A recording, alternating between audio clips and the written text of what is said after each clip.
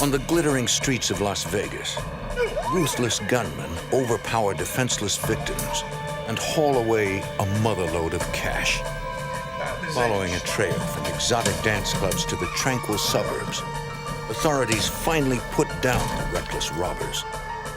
But a daring jailbreak leads the FBI to a violent showdown with a man so desperate he'll risk his own family to get what he wants.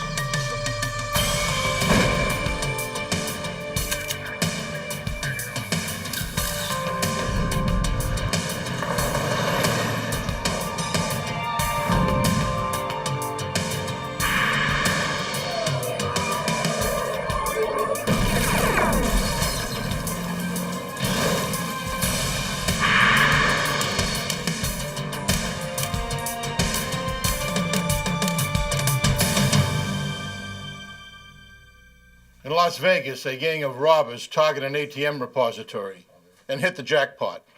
They take over $1 million in cash, the largest heist in Las Vegas history. I'm Jim Kallstrom, former head of the FBI's New York office. The robbery was well planned and precisely executed. The FBI and local police struggled to identify and track a desperate criminal whose tendency for violence turned a robbery into a case of murder.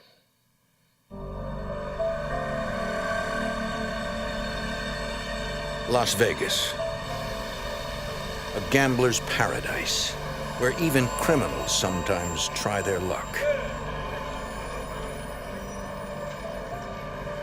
On the night of December 21st, 1998, a Las Vegas couple and their 18-year-old sister-in-law prepare to go to work. The family owns a janitorial service that cleans commercial buildings. Suddenly, two masked gunmen rush up and force them inside their own van. For the cleaning crew, an ordinary workday has just become a night of terror. The gunmen blindfold and tie up their three captives.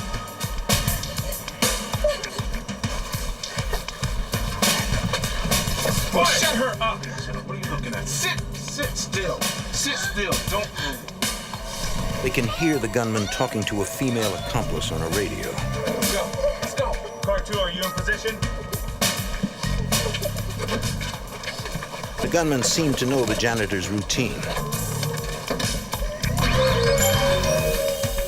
They drive around until 11 p.m., the time they are scheduled to begin work at the Bank of America building. The gunmen even park where the janitors routinely park their van. Let's go. Your feet down. Let's go, girl. Get out of here. Next. The building is Bank of America's central ATM repository in Las Vegas. Let's go. Cash from 1,200 automated teller machines, often totaling more than $1 million, is delivered there each night. Right here. Pocket. The gunmen force the janitors to use their key card and access code to unlock the door. This bypasses the bank's alarm system. Get in there. Get in there. Let's take it. Get over there. Come on. Sit down. Sit right there. Sit down. Go. Turn around. Turn around. The gunmen release the couple and order them to clean the building as they normally would. Turn around. Look. They keep the wife's sister hostage to ensure the couple complies with their orders. She is dead. You hear me? She's dead. Act like you're cleaning. Get out! Now! Get out.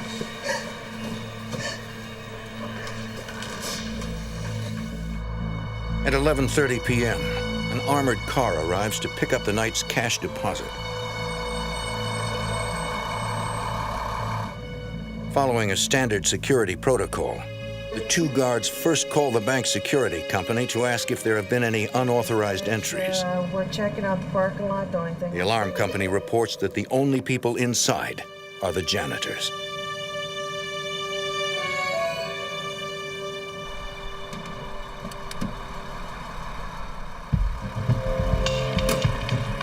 The only vehicle the guards see in the parking lot is the janitor's van.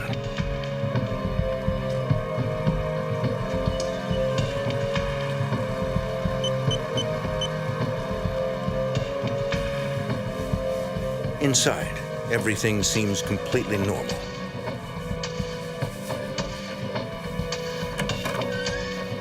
The janitors are too terrified to say anything.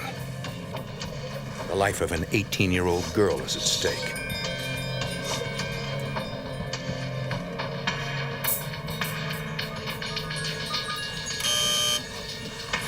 The guards open the vault containing $1,088,000, shrink-wrapped and ready for pickup. Suddenly, Get down! Get down! Get on the floor! Get your hands up! as the gunmen disarm the guards, Two grandpa, stay down. one of them accidentally discharges his weapon. Come on, let's The bullet ricochets off the floor and hits one guard in the chest. Come on, let's go. What happened? Oh, been shot. Hang on. One of the guards calls for an ambulance. 12. My partner's down. He's been shot. I need an ambulance quick, please. Please. FBI Special Agent Henry Schlumpf arrives at the scene. He heads the investigation. Everybody was very scared, and it took a little while to calm everybody down and to get a story as to what exactly happened. And the descriptions that we got, because the subjects were masked, were very general in nature. We were looking for two males who were either white, black, or Hispanic, 6 foot, 6'3", and about 200 pounds. That was basically all the description that we had. With little to go on, every detail is important. The janitors told us that when the subjects first entered the bank, they were a little taken aback at the number of video cameras that were in the bank. That indicated to us that they had not been inside before. This suggests that the robbery may not have been an inside job.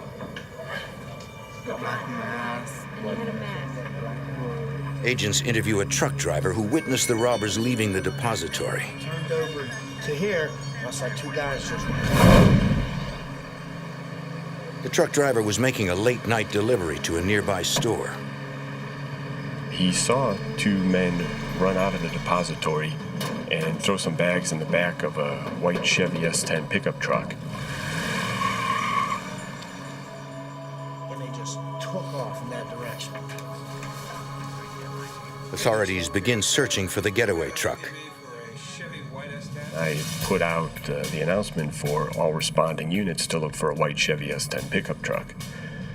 It wasn't very long after that the vehicle was found about a quarter of a mile from the depository, just parked on a residential street. Investigators run the truck's plates. Ironically, the truck is a police maintenance vehicle that was stolen from a Las Vegas Metro Police lot 1 week earlier. Investigators begin questioning neighbors, including a woman whose home is closest to where the truck is parked. She hadn't seen anybody get out of the pickup truck, but earlier in the evening, there had been another truck parked in the same place. And she described that as a white GMC dually, which is a pickup truck with 4 wheels on the back axle. Agents believe the woman saw the robbers switch vehicles, a common MO for bank robbers. They issue an APB for the white GMC truck. Hours later, they receive the welcome news that the wounded guard has undergone surgery and will survive. The next day, the bank determines that a total of $1,088,000 has been stolen. To date, it is the largest bank robbery in Las Vegas history. Although FBI agents believe this was not an inside job, they cover all their bases by interviewing the armored car guards and all bank employees. We didn't have a lot to go on. We ended up interviewing everybody who worked at the branch and everybody who worked at the armored car company and polygraphing some of them. Although agents do not find any new information, they do rule out the employees as suspects. Thank you. The subjects who committed the robbery could have found out everything they needed to find out by following the armored truck around and following the guards around. And we surmised early on that that's probably exactly what they did. With the investigation running out of leads, executives from Bank of America and the Armored Car Company decide to offer a reward for information leading to the arrest and conviction of the robbers. Agent Schlumpf advises them on how large the reward should be. And I said $50,000, which was quite a lot for a bank robbery, but we were going to need to generate some public interest in this case. Agents ask local authorities for their cooperation. We notified the airport that we were looking for someone carrying large amounts of money. We notified all the jails to advise us if anyone tried to bail someone out with large amounts of cash. A week after the $1 million robbery, the FBI receives a call from security at Las Vegas's McCarran Airport. They got a telephone response from someone asking if large amounts of currency would set off the metal detectors.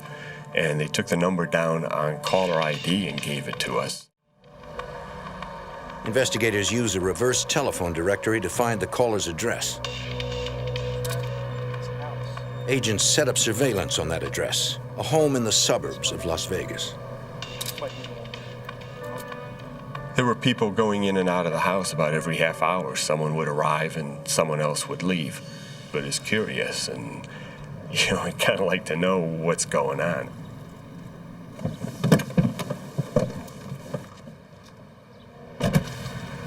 After several hours, agents decide to interview the people in the house. Hello, how are you? I'm Investigator Davis with the Las Vegas Police Department. This is Special Agent Reed. It was just a piano teacher who was giving half-hour lessons. And she was going to be going to Utah with about $3,000, and so she had called McCarran Airport to find out if that would set off the detectors. The lead is a dead end.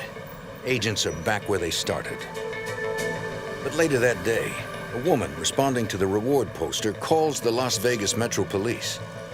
She claims to have key information about the bank robbery. So tell me about this stripper friend of yours. Her name's Jennifer. The tipster tells agents about a dancer she knows who works at a local strip club. Fuzzy Bottom. Over on Tampa. Stripper. Her name is Jennifer Arden. Her name's Jennifer. She says Jennifer has been spending a lot of cash lately. He was able to give us a telephone number. We traced that number to a rented trailer. The FBI sets up surveillance on the trailer. Agents watch for any clue to the identity of the two gunmen or the location of the stolen $1 million. In a matter of minutes, a white GMC truck pulls into the driveway. It's the same make and model the robbers used as their getaway vehicle. Agents run the license plates. According to the Department of Motor Vehicles, the truck is registered in Las Vegas to Timothy Blackburn. The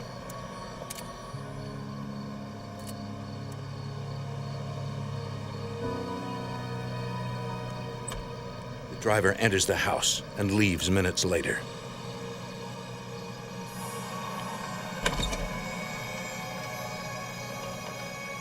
The surveillance team immediately notifies Agent Schlumpf. The sighting of the GMC pickup gave us enough probable cause to get a warrant for the trailer.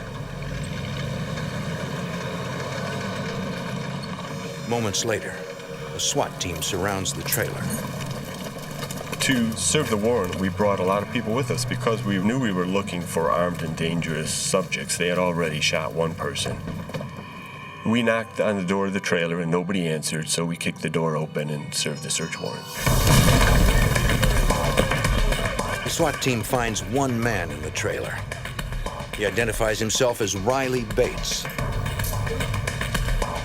He reveals that Jennifer is his girlfriend. One team of agents begins searching the trailer for evidence, while another heads to the strip club to question Jennifer.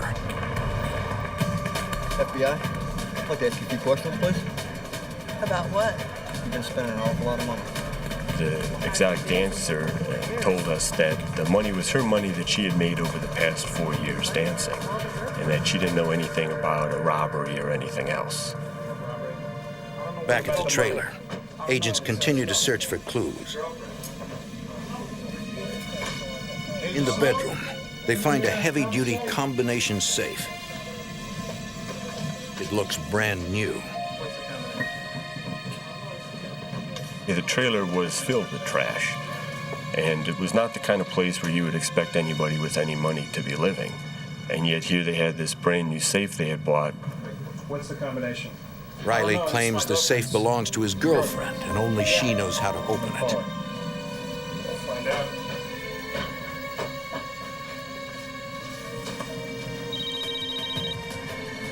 Agent Durham, may I help you? Jennifer, what's the number to the combination of the safe in The your agent cell? asks Jennifer for the combination, It's not my safe, it's my boyfriend. It's but not she my says safe. Riley How would has I know it. the combination? Did you hear that? She said she doesn't know what the combination to the safe is. The safe belongs to her boyfriend. So we go back to Riley Bates and tell him that his girlfriend said he had the combination, so then he told us the combination. Yep, that's it. Inside the safe, the FBI finds $50,000 in cash and bags of marijuana. Selling pot. Riley insists that he made the money by selling marijuana and claims he knows nothing about the robbery. Agents strongly suspect he is lying. But with over $1 million missing, where is the rest of the money? Las Vegas, December 1998. A team of violent bank robbers shoot an armored car guard and flee with more than $1 million. A tip leads the FBI to a rented trailer and a brand new safe containing $50,000. Bunch of cash in here. Jennifer Arden, an exotic dancer, claims she earned the money dancing. Her boyfriend, Riley Bates, says he made the money selling marijuana. Now agents must find the rest of the money. Over $1 million in cash. The FBI calls in one of their top interviewers, Special Agent Brett Shields, to try to get the truth from Riley. Where's that money from? You're getting a lot of trouble here. We tried to remove him from his comfort zone and took him out to my car where he's a little bit more on edge rather than at the comfort of his own home. Selling pot. Yeah. You're gonna get in a lot of trouble here. Yeah, Riley Bates was a shifty little guy. He knew he was in a tough position because we'd found the money in the trailer. He tried to maintain that it was profits from the marijuana that was found in the safe. It wasn't believable that he was that successful and he's still living in a single wide trailer. You're gonna be in a lot of trouble here, you know that? I don't know what you're doing selling pot. We had gotten convinced that we can help him out on the marijuana charges and he doesn't want to get tied up into the $1 million bank robbery. He said, I didn't commit any robbery. So now Agent Shields and I know, we're probably about 2 questions away from finding out who did. So we said, okay, Riley, you didn't commit the robbery, but I believe you know who did commit the robbery. And he said, my brother Robert and his friend Tim. It's my brother and his friend Tim. Really? Yeah. Well, where is Tim right now? I don't know where they are right now. Riley claims that he doesn't know where his brother Robert is. Where are they? But I don't know where they are. But inside the trailer, agents find gaming chips and receipts from the Luxor, a casino on the Las Vegas Strip. So we sent a couple agents to the Luxor, and they contacted management, and sure enough, Robert Bates was staying there.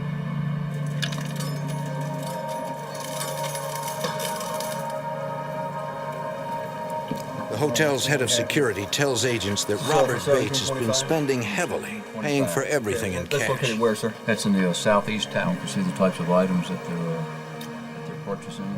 Judging from his guest portfolio at the Luxor, Robert Bates had been just partying constantly since the night of the robbery. The 2 agents stake out Bates's hotel room until he returns. he was on some kind of drugs. There's no point in trying to interview someone if they're stoned on whatever he was on. Bring your hand back, Mike. Inside Bates's hotel room, agents find drugs, a gun, and $5,000 in cash. With nearly $1 million still missing, agents now concentrate on the second suspect named by Riley Bates, his brother's friend, Tim Blackburn. We set up surveillance on Timothy Blackburn's house. So we had police and FBI agents surrounding the house. They decide to approach Blackburn, but proceed cautiously. He's been investigated for armed robbery in the past and is considered highly dangerous. Tim Blackburn was about 26 years old, 6'3", 230 pounds. He was a martial arts expert, and he liked fighting, and he liked guns. He was an accomplished marksman.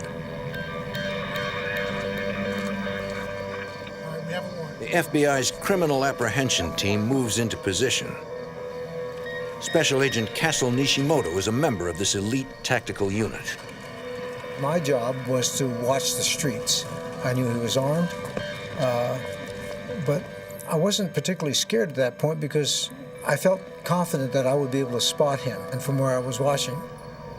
The agents were just approaching the house to make contact with the people inside when a car comes driving down the road. The SUV suddenly accelerates towards the agents. The driver loses control. And the vehicle stops, and a man jumps out and runs away.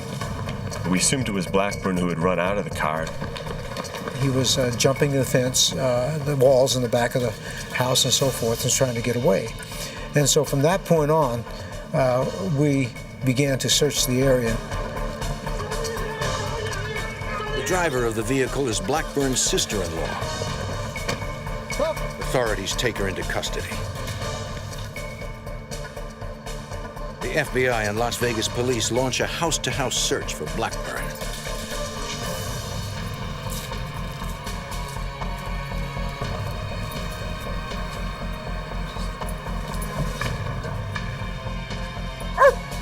Two blocks away, a canine unit picks up the fugitive's scent. Come on with your hands up!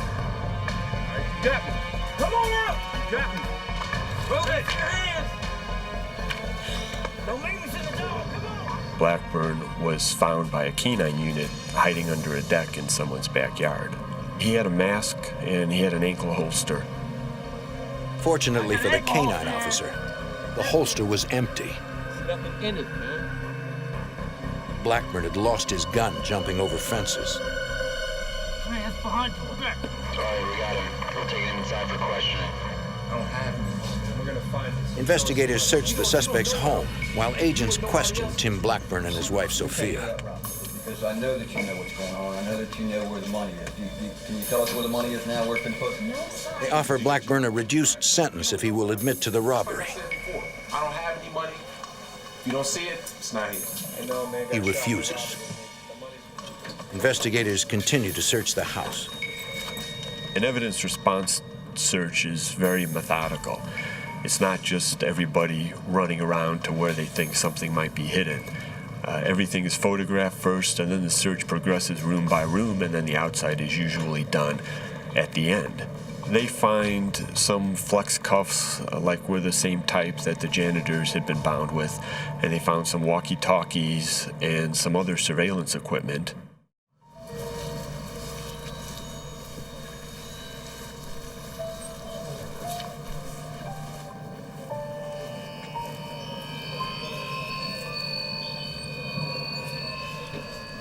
I got something here. Early that morning, in Blackburn's backyard, they find several duffel bags inside the doghouse. I just couldn't believe that he put the money in the doghouse. And then on second thought, I thought, well, maybe that might not be a bad place to put the money, since nobody looks there. It's just an innocuous place. Investigators recover more than $900,000, 90% of the stolen money. It took about 10 hours to count it. So by 4 o'clock that afternoon, we knew we had the money from the Bank of America robbery. The U.S. District Court charges Tim Blackburn and Robert Bates with bank robbery, kidnapping, carjacking, and using a firearm in the commission of a violent crime.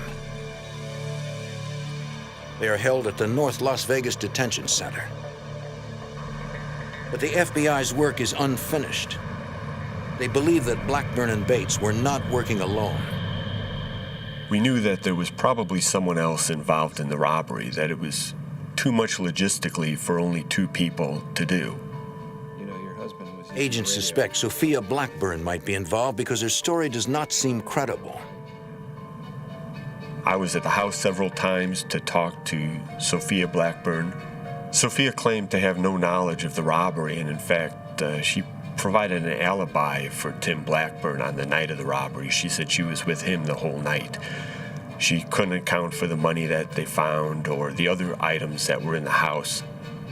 She was worried because her husband was in jail and she had 2 young daughters to raise herself, so she was claimed to be cooperative, but she would have these stories that were in no way even close to plausible. But that's what she was going to stick with, and there was not going to be really any way to talk her out of them. There was no way that she was ever going to give us any information that would implicate Tim Blackburn. On August 11th, 1999, 7 months after the $1 million robbery, Sophia visits her husband in jail. You can't tell him where I am. She secretly uses a tiny tool on her keychain to loosen the screws securing the divider window.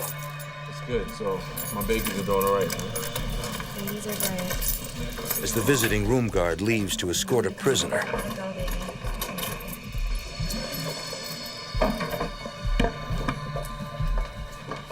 Blackburn removes the bulletproof glass.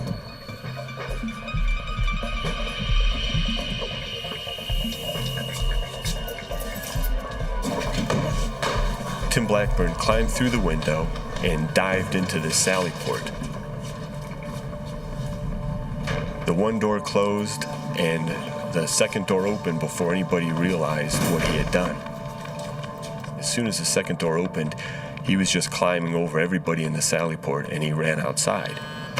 Sophia retrieves a gun she had hidden earlier and tosses it to Blackburn. All the alarms are going off, and guards outside knew that there was a jailbreak. As the Blackburns try to get away, they face startled guards in a violent shootout. August 11th, 1999. Timothy Blackburn, accused of the biggest bank robbery in Las Vegas history, breaks out of jail with the help of his wife, Sophia. FBI Special Agent Henry Schlumpf. They tried to arrest Blackburn, but he shoots at them. This pickup truck that's sitting in the lot was going to be his escape vehicle. But the guards are returning fire. Blackburn is forced to abandon the truck. Suddenly, his wife Sophia roars up in an Isuzu Rodeo.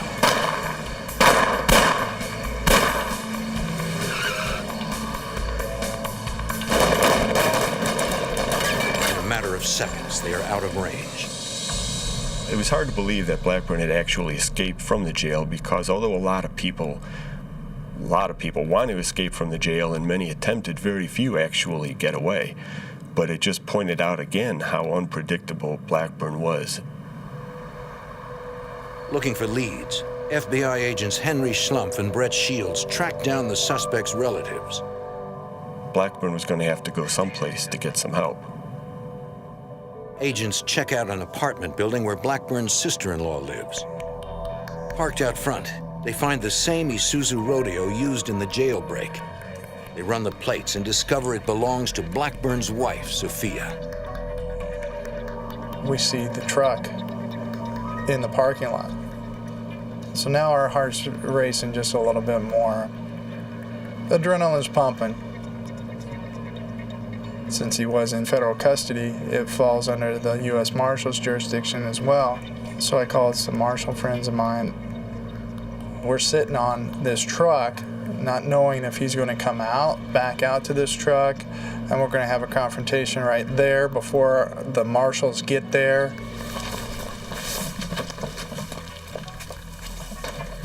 After a few tense moments, U.S. Marshals arrive to help FBI agents raid the apartment. Step outside. Can we go inside? Search your premises?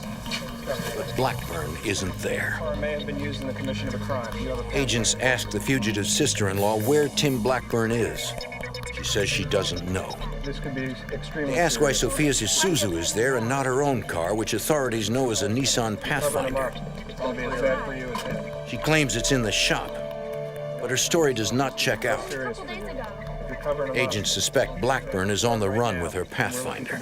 Can you tell us where it is? No, I have no idea where it's at. For the next week, the FBI searches for Blackburn, his wife, and their 2 little girls. They come up empty. Then, 9 days after the jailbreak, a Las Vegas police helicopter spots a Nissan Pathfinder parked in the desert. A family of 4 is nearby. The FBI and Las Vegas police arrive in force.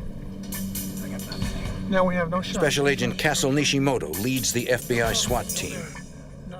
We were located on a ridgeline quite a bit above them, and there was a valley between us.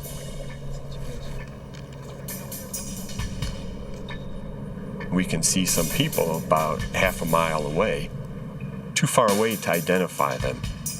If law enforcement tries to move any closer, they will have to move through an unprotected open space.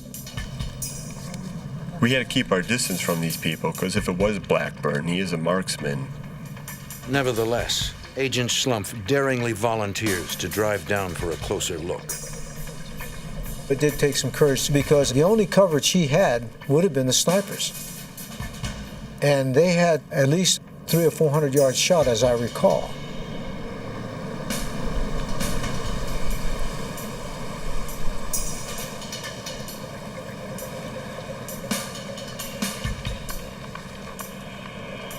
As Agent Schlumpf gets nearer, he can finally make out faces. I could recognize that it wasn't Blackburn. It wasn't anybody who we were looking for. Authorities have hit another dead end. But Agent Schlumpf also realizes that authorities cannot continue to respond on such a massive scale. There must have been 100 vehicles in this valley. All the SWAT vehicles and evidence response team vehicles and police cruisers. And I'm thinking to myself, you know, we can't be doing this every time someone says Tim Blackburn. I mean, nobody's got the resources and we're going to burn ourselves out. The next night, law enforcement pursues the dangerous fugitive with every available resource. We had about 40 agents, police, marshals, Henderson Police Department, detention center people. We got everybody together, and we divided up into teams, and what we were going to do was interview every one of Blackburn's associates, search every house, find every vehicle that he could possibly have access to.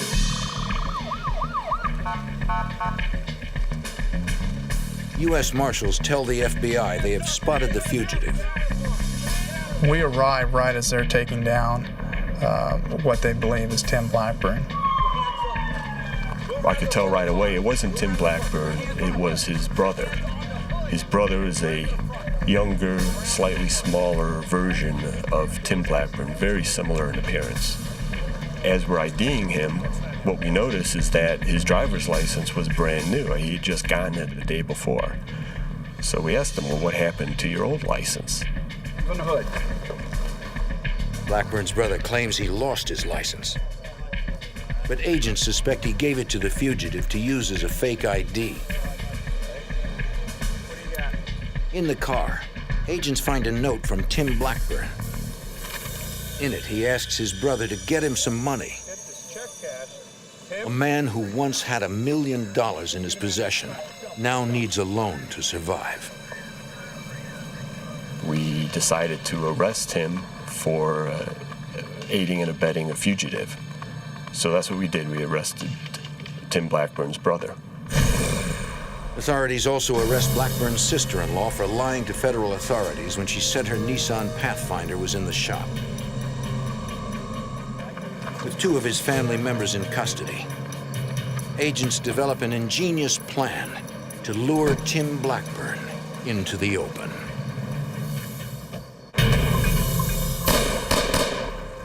In Las Vegas, a violent bank robber breaks out of jail with the help of his wife.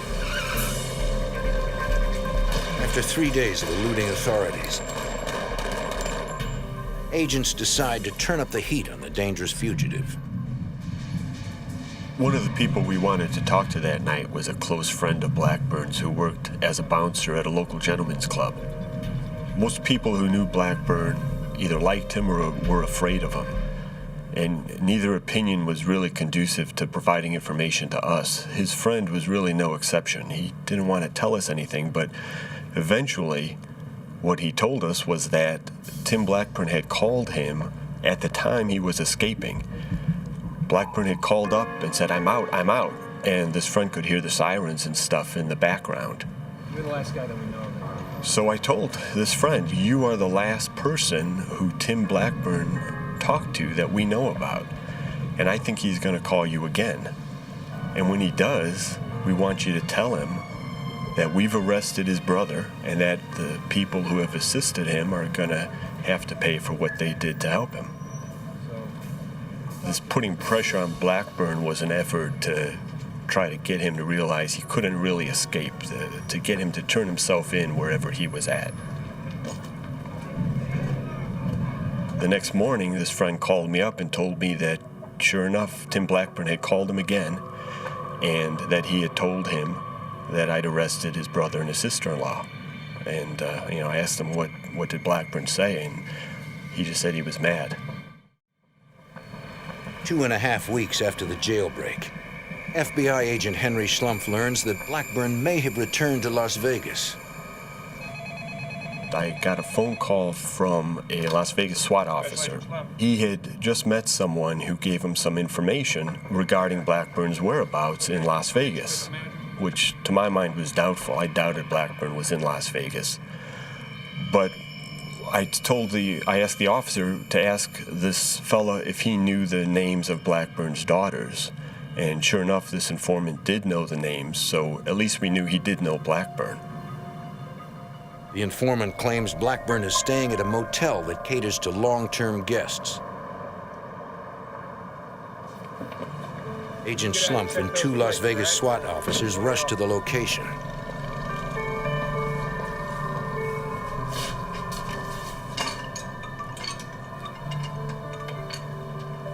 You seen these two before? The manager says he's never seen the Blackburns before and they are not registered at the motel. Okay, that's your register. I'm gonna get that. You have a key? Still, Agent Schlumpf decides to rent a room so he can surveil the facility. Okay. All right.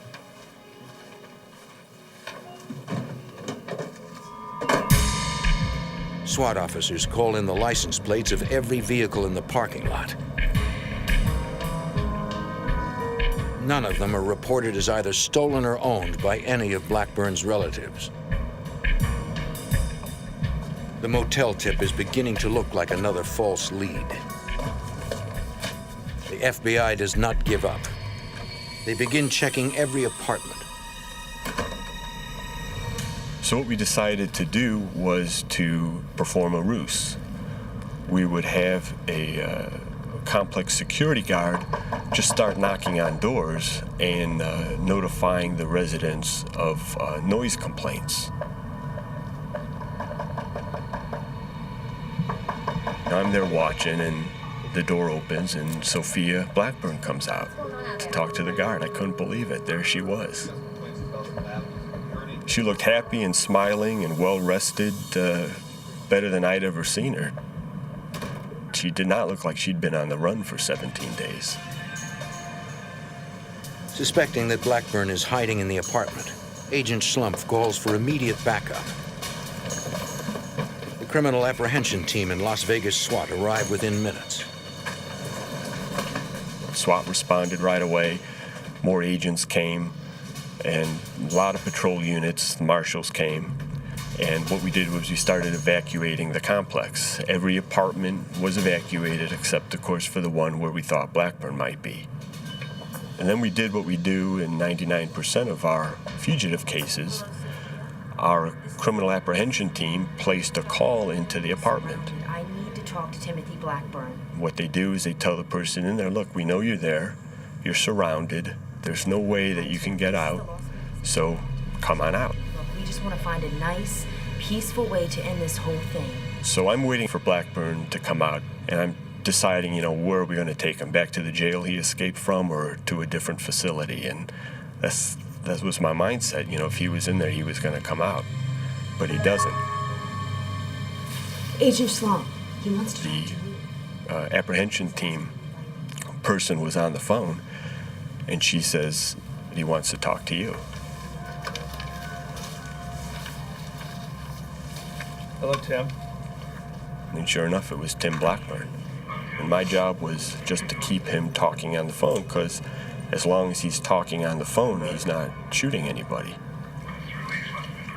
When I first started talking with Blackburn, I was kind of commiserating with him, telling him, it must have been hard being on the run for the last 3 weeks.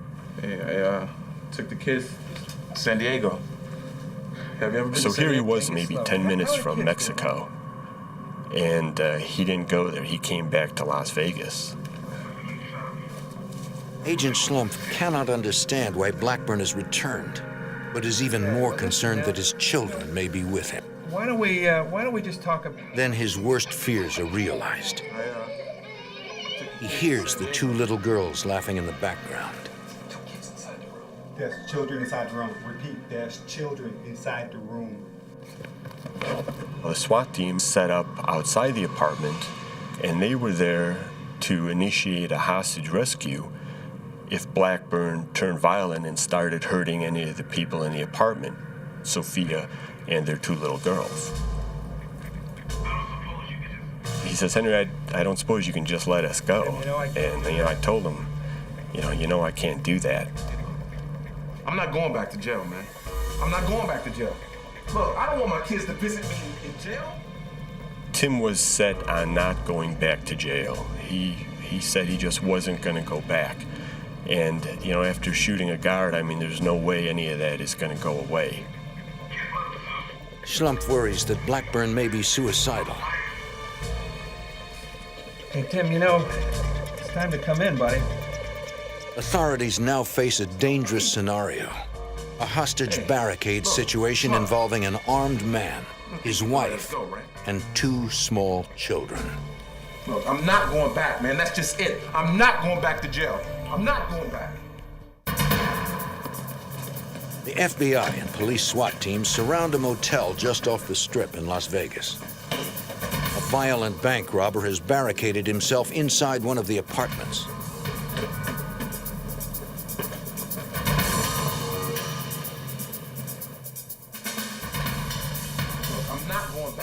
Tim Blackburn is armed and emotional.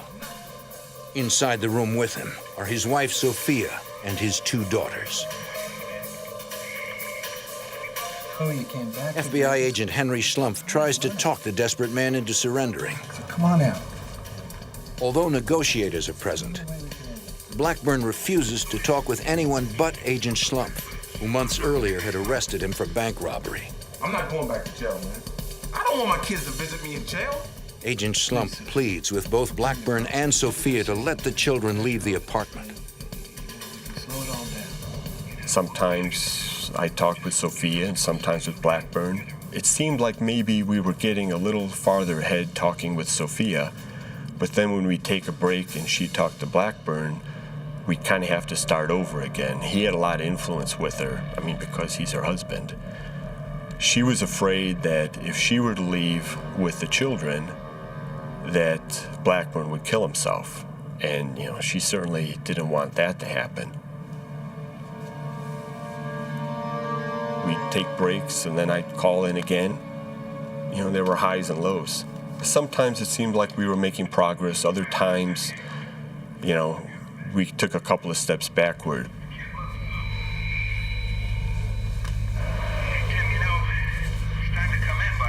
So, Henry, what's the best place to shoot myself in the head, huh? He asked me what I thought would be the best place for him to shoot himself. And I told him that we had a lot of other things that we could talk about and try to work out before it came to that. How are the kids doing? Blackburn says he put his daughters in the bathtub to protect them. For their own protection. But the SWAT commander is concerned. Confining them could also be the prelude to a murder-suicide pact.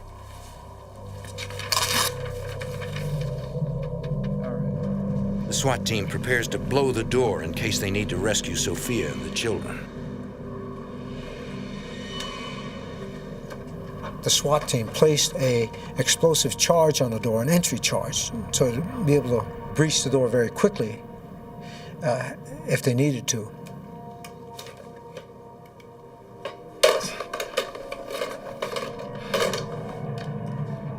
After 4 long hours of negotiation,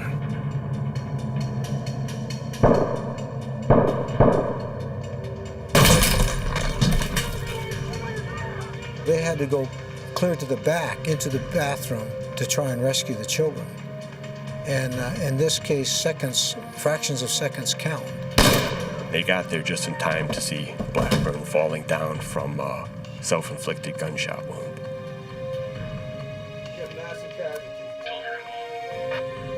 they find Sophia dead. Both the children have been shot in the head and are barely alive. I saw them running very quickly to try to save the children. The SWAT team got them to the paramedics, but they died in their arms. I felt quite saddened that my fellow SWAT officers tried their best and yet wasn't able to save the children. Our mission was to save lives, and we were not able to accomplish that. It was just devastating. It was like the worst possible outcome.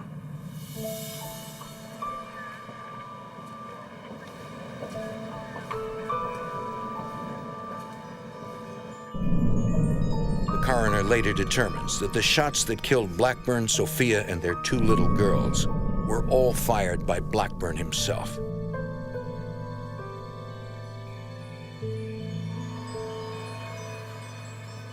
A few months later, in federal court in Las Vegas, Riley Bates and his girlfriend plead guilty to possessing stolen money. Because of their cooperation, they are sentenced to only a year. Blackburn's sister-in-law is sentenced to 1 year for lying to federal agents and impeding their investigation. Robert Bates pleads guilty to bank robbery and is sentenced to 24 years in prison. Today, Agent Henry Schlumpf has made his own peace with the tragic events caused by Tim Blackburn. He's ultimately responsible for everything that happened. He came back to Las Vegas to do exactly what he did. He came back to die. I don't think he was gonna ever come out of that apartment or let anybody else come out of it either. Las Vegas law enforcement will never forget the deaths of 2 innocent children. For them, the Blackburn case is all about lost hope and the tragedy of a desperate agenda. In Las Vegas, fortunes are won and lost through games of chance, but some try to beat the odds with violence. A ruthless band of vicious thugs strikes several casinos, taking thousands of dollars, leaving a bloody trail in their wake. Local police and the FBI team up to identify and track down the deadly gunman, who will stop at nothing to avoid capture.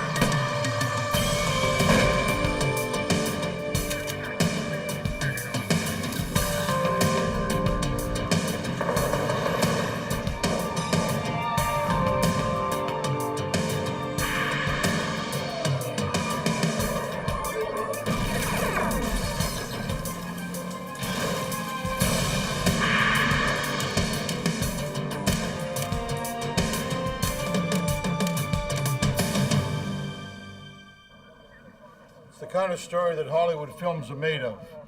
Brazen armed robberies of Las Vegas casinos. But this was no movie. I'm Jim Kallstrom, former head of the FBI's New York office.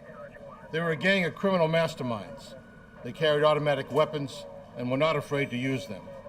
With each and every new heist, they became bolder and more deadly, until the FBI stepped in, determined to end their violent rampage.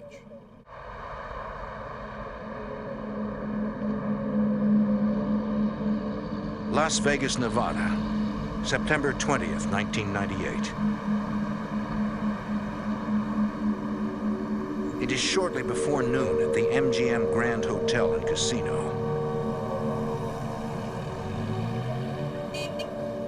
Two armed couriers, escorted by an MGM security guard, transport the casino's money toward an exit where an armored truck awaits. Suddenly, two gunmen confront them. One grabs the courier's guns, then snatches 3 money pouches containing nearly $350,000 in cash. Then the men flee through a side exit. The guards call the Las Vegas police and the FBI.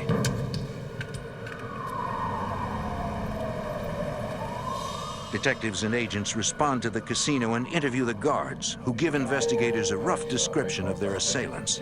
Any kind of logo on the jacket? Not that I saw. Okay.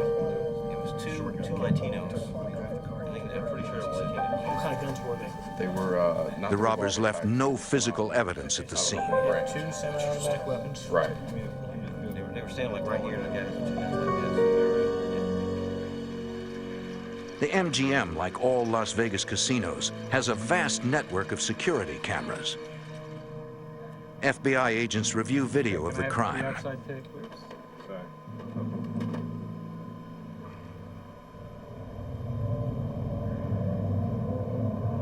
Special Agent Henry Schlump observes the way the lead gunman brandished his weapons, which suggests he could be a dangerous individual. Seeing a subject commit a robbery with a gun in each hand is not typical. That would be a rare occurrence, and I think it would portend the violence that the subject was capable of. We got two-fisted gunslinger. Okay, can you give me the outside tape?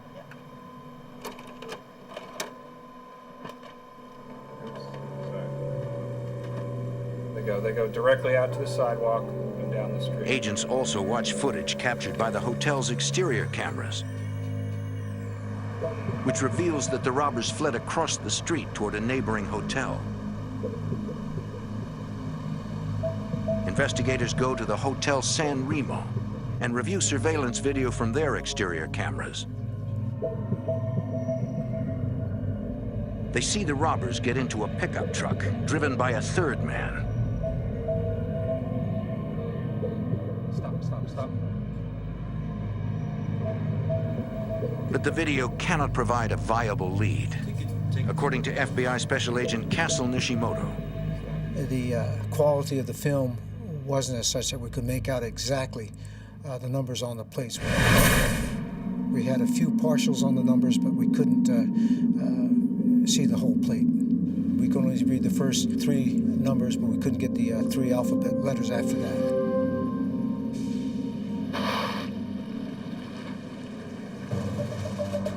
Despite having only a general description, police begin searching for the getaway truck. However, they are unable to immediately find it.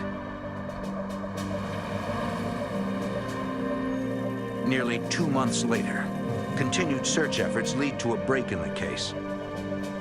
Once again at the San Remo.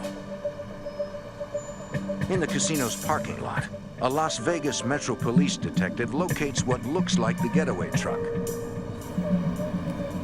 The truck's plate numbers match the partial numbers seen on the surveillance tape.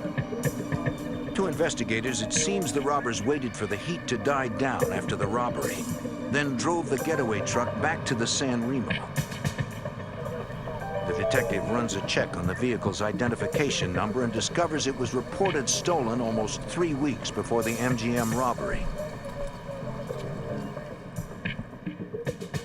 Running a check on the license plate, investigators find it was stolen from a disabled car kept at a Las Vegas storage area.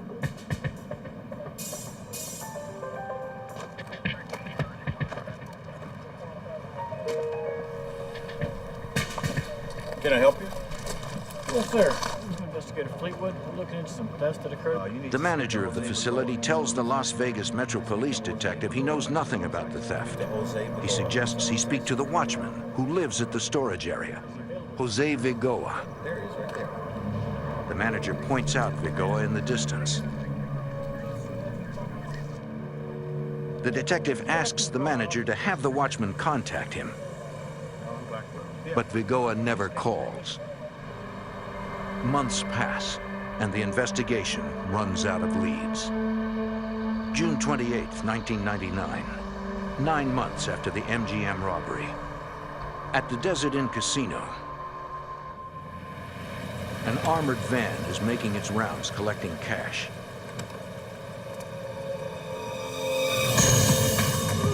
Two gunmen confront the guards. The guard inside the van is hit in the arm.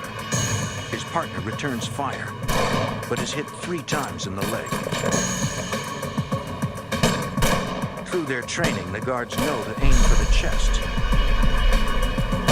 Their bullets slam into the gunman, but the shots fail to stop them.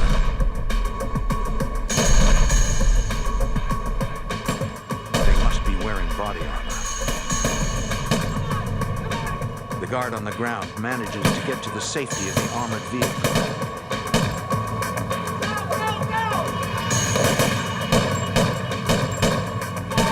The van's driver heads to a nearby hospital. Both guards survive the gun battle. Within minutes, Las Vegas police and the FBI converge at the Desert Inn. A casino employee tells investigators she saw the gunman flee the scene in a light-colored SUV, and police put out an alert. FBI Special Agent Richard Beasley studies the crime scene. My initial impression was that it was a very bold attempt to take an armored car. These guys weren't afraid to use the firepower that they had with them. There was a number of brass casings in one area and a number of brass casings in the other area where the armored car guards had shot their rounds. Agents believe that the gunmen who committed this attack were not the same ones who held up the MGM. The MO was not the same. In the investigators' experience, criminals rarely change their MO if it has worked in the past. FBI Special Agent Brett Shields. They were successful at MGM indoors, waiting for the guards indoor. The Desert Inn is outdoors, like they're trying to get the whole truck.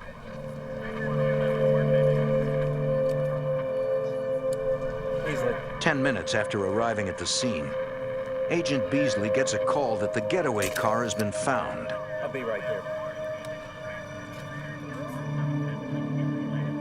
One of the uniformed officers had been patrolling the area looking for this vehicle, and they found it in the parking lot of a small motel. We looked inside, and we could see shell casings on the floor, and there was a .45 caliber shell casing on one of the running boards.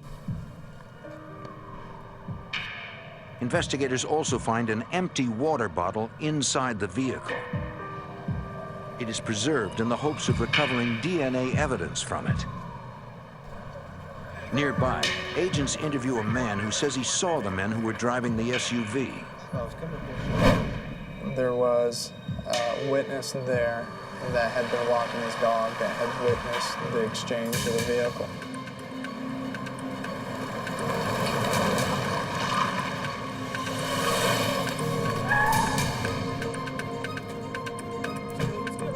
One robber goes to the back of a pickup truck, simply throw a bag in the back, made a loud noise, what we think is the guns. The other two jump into the front of this pickup truck. Let's go, man. Let's go. What's the matter? The key. The key doesn't work, man. Let's go. Go back. they were having difficulties actually getting the vehicle started. The witness then saw the two men frantically working on the steering column. What do you mean the key doesn't work? What do you mean the key doesn't work? Come on, hotwire something. He didn't know whether they were messing with it to hotwire it or what. Finally, the pickup roared to life and the men took off.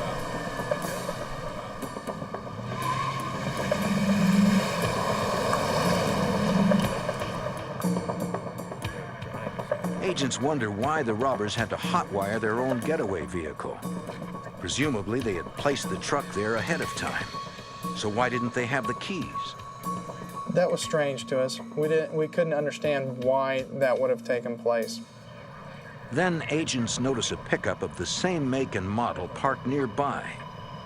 We thought maybe because there were two vehicles that were very similar, parked close together, they had jumped into the other vehicle, and of course their keys don't work, so they had to hotwire it. Agent Slump and I go back to the rear of this second pickup truck, and we notice that there's a license plate rubber banded over another license plate.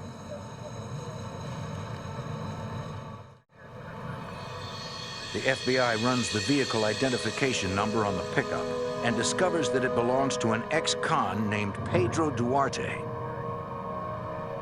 The crime scene investigator finds fingerprints on the top license plate. Investigators run the prints and discover they belong to Duarte. This suggests that Duarte rubber-banded the stolen plate to his own pickup. At the request of FBI agents, the witness agrees to describe the three men he saw to a police artist. Investigators hope that composite sketches will aid in identifying suspects. The next day, investigators travel to Pedro Duarte's house to ask him about his truck. So I had the composite with me, and when we go to knock on the door and Pedro Duarte comes to the door, it's like, holy cow. Duarte bears a close resemblance to the man in the sketch. Mind if we come in and talk to you for a moment? Sure.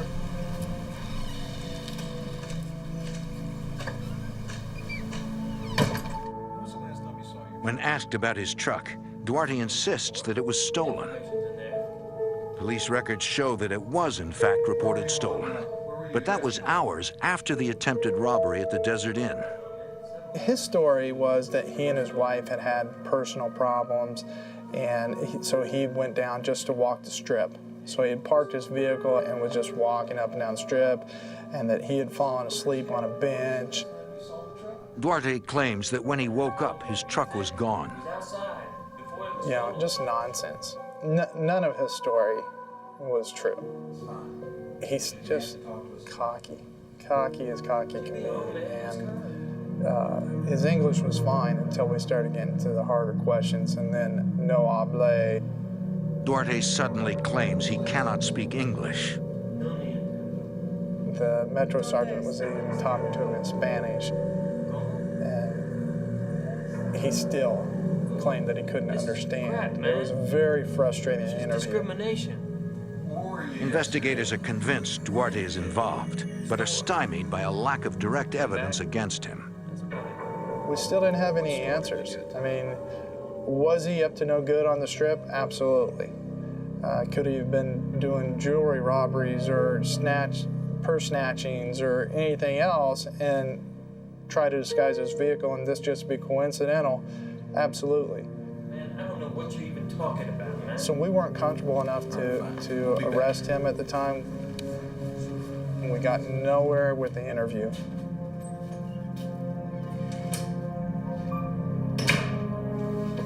Hoping to get a positive identification on Duarte, Agent Shields shows a photo lineup to the only witness who has seen the faces of the Desert Inn robbers. I can't tell. And our witness did not pick him out of a photo lineup. So we had to go back to other means, trying to identify his associates, his money trail. Just kind of a full blitz on Duarte at that point.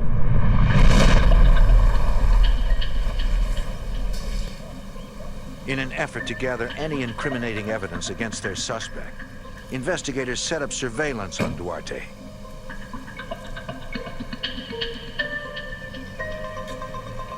But after weeks of watching, they come up with nothing. The Mandalay Bay Casino, October 11th, 1999, 4 months after the attempted robbery at the Desert Inn. 2 armed couriers pick up $88,000 and transport it to their armored truck. Suddenly, 2 gunmen ambush them.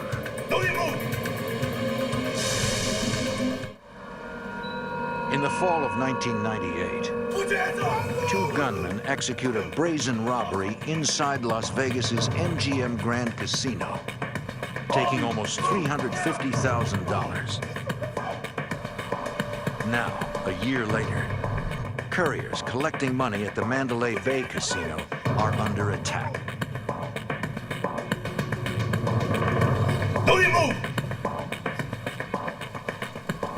The robbers quickly disarm them and flee with $88,000 in cash. Let's go, let's go. At the FBI's Las Vegas field office, agents review the surveillance video of the robbery. Special Agent Brett Shields suspects that the gunman who robbed the MGM committed this robbery as well. When we saw the manner of how this robbery had taken place at Mandalay Bay, there was a lot of similarities. The way the approach was made, the way the weapons were held, weapons in both hands, arms extended, and it did trigger some thoughts that the MGM and the Mandalay Bay are connected. I've been working on this for a long time. Investigators pore over the case, searching for any clue that might have been missed. Special Agent Richard Beasley. Brett Shields and I were in the office. We were talking about the case, what we could do to develop additional leads, make sure all the leads that we had been covered. And I'm looking over his shoulder and I recognize the name on there. Vigoa is the watchman at the storage facility that detectives never got to interview. And at that time, it kind of lights went off for me that I told Agent Beasley, hey, if this is actually Jose Vigoa, then, you know, that's our guy. Jose Vigoa. Who's that? Agent Shields has a history with Vigoa. I had arrested Jose Vigoa in 1990. That was one of the first arrests that I had made as an FBI agent. In 1990, the FBI was investigating Cuban immigrant Jose Vigoa for cocaine trafficking and went to a storage facility with a warrant to search his unit. As they're entering to go do the search, Jose Vigoa speeds away. An agent is standing in front of the gate and he actually tries to run him over.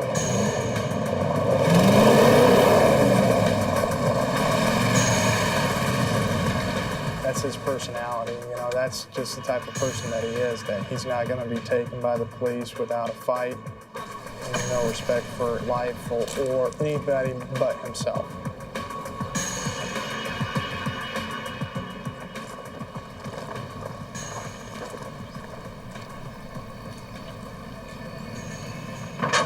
Investigators checked Vigoa's storage unit and found a scale covered with cocaine residue and his fingerprints.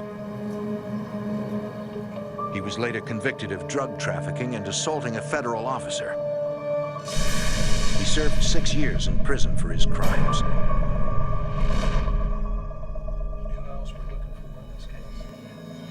Shields remembers that Pedro Duarte was questioned in connection to the recent Desert Inn shootings. Duarte is Jose Vigoa's brother-in-law. To investigators, it now seems that the 2 robberies inside the casinos are connected to the attack outside the Desert Inn. They all appear to be the work of one group of robbers. Agents decide to show Vigoa's probation officer the casino surveillance video to see if she can identify any of the robbers.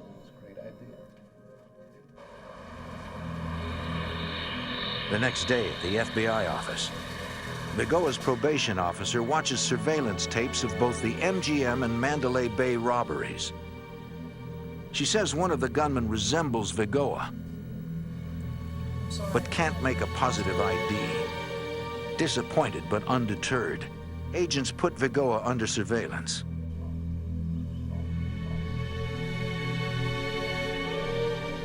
According to his probation officer, Vigoa earns only $10,000 a year and lives in a shack at the storage facility where he works. But Agent Beasley discovers that Vigoa actually lives in a middle-class house. We did financial background checks, and the house was in fact purchased just a few weeks after the MGM robbery. It was interesting to us because about $19,000 in cash had been put down on this house. The house was not purchased in Vigoa's name. It was purchased in the name of a person named Oscar Cisneros. Agents suspect Vigoa is using Cisneros as a financial front to hide his purchases. We knew after talking to Vigoa's probation officer that Vigoa was supposed to be working a labor-type job. He wasn't supposed to have much money. So if assets started showing up in Vigoa's name, that would certainly raise suspicion to his probation officer. Vigoa's finances are questionable, but they are not an indication of guilt. We didn't have any eyewitness identification of him in these robberies, and just because somebody's spending a large amount of cash doesn't necessarily mean that they were involved in a robbery. If Vigoa was a convicted drug dealer, we didn't know if he was back in the drug trade, which would account for him having a large amount of cash. The results of the financial background check are not enough to move the investigation forward. We didn't have probable cause yet for any kind of warrant to go search Vigoa's house or his property or his vehicles. It just wasn't there yet. Even if we had even the minimal for a search warrant, we may not be ready to actually do it yet. We want to develop additional so we have enough to make the arrest and get a conviction, not just get enough for a search warrant for the house.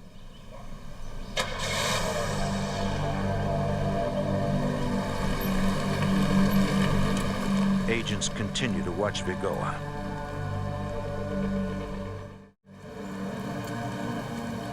Five months later, on March 3rd, 2000, in the neighboring suburb of Henderson, local police and the FBI respond to a report of an assault on an armored vehicle in front of the Ross Dress for Less department store. Two guards are dead. When you looked up, you see the perpetrators. When we arrived, there was police tape up. There was cars all over the place. Witnesses were scattered, and there was the body of one of the security officers in the parking lot next to the truck. It was not a good scene. Investigators work to determine the series of events that led to the two deaths. We started interviewing people in the parking lot, people in the surrounding businesses. A lot of people had heard the shots. Some people had seen the shots. Some people had seen the vehicle driving away. Everybody had a small piece to the puzzle that we were trying to put together. According to witnesses, around 11:15 a.m., an armored van parked in front of the department store.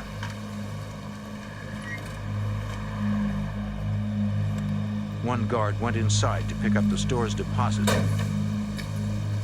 passing between two minivans which witnesses reported seeing parked there since early that morning. When the guard returned with the money, the gunman pounced. The courier drew his weapon and fired, hitting one gunman in the knee. But another gunman opened fire with an assault rifle. The guard died almost instantly. The gunman's fury was then leveled on the van's driver.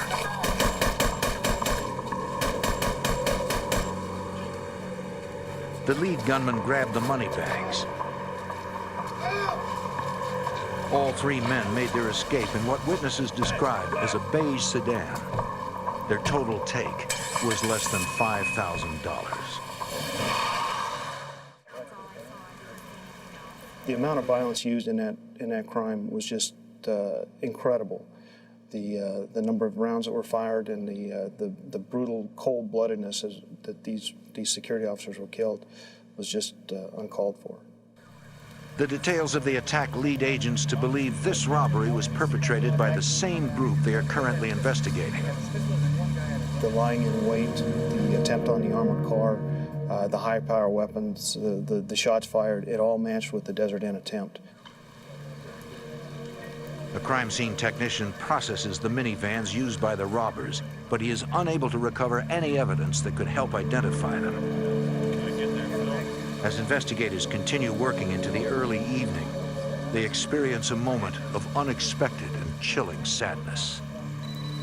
When it's getting around 5 o'clock, cell phone starts ringing on the dead guard, and it was just a feeling of emptiness that it's kind of every cop's nightmare, you know, that you're not coming home that particular night, and then your wife or your significant other is calling, wanting to know where you're at and why you're not home. The phone kept ringing, and everybody wanted to pick up that phone and talk on the other end. It was just a bad feeling. Investigators at the scene decide to join forces to track down the killers. We formed kind of an ad hoc task force within the FBI, Henderson Police Department, and Las Vegas Metropolitan Police Department, in order to identify the group of individuals who were doing these crimes. Everybody's goal was the same, to try to catch these guys. But without any evidence implicating their suspects, they will need to move quickly if they are to capture them before they strike again. In Henderson, Nevada, a group of heavily armed robbers continue their violent rampage with an assault on an armored van, killing 2 guards in a hail of gunfire.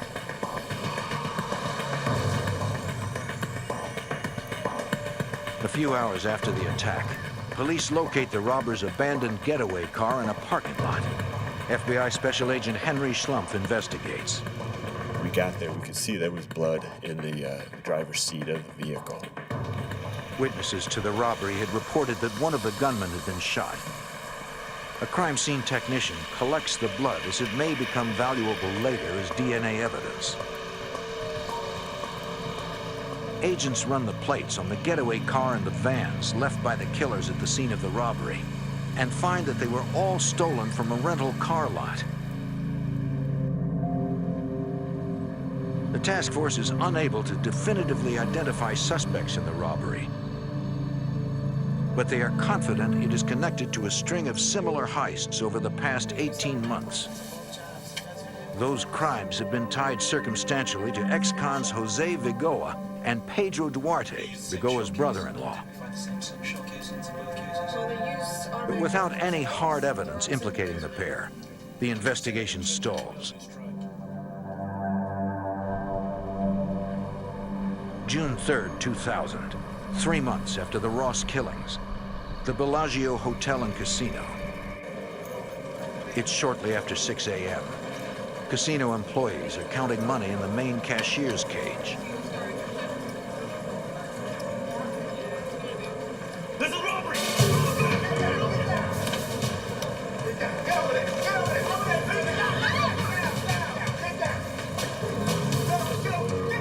Gunmen force frightened employees into a corner and then clean out the money drawers.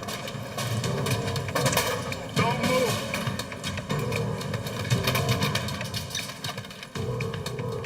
The robbers take over $144,000 in cash. But the gunmen are not finished. They want more.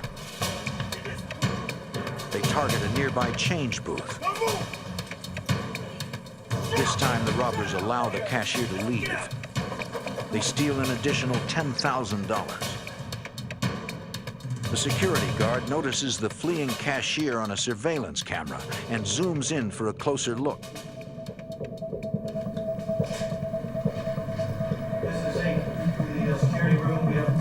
The guard alerts outside security as he watches the robbers flee the building through an emergency exit. There they are. The robbers jump into their getaway van and speed off with more than $150,000. They're unaware that Bellagio guards in an unmarked van are following them and alerting police. However, once the robbers realize they're being followed, they react with violence. One bullet strikes the security van's tire, ending the pursuit.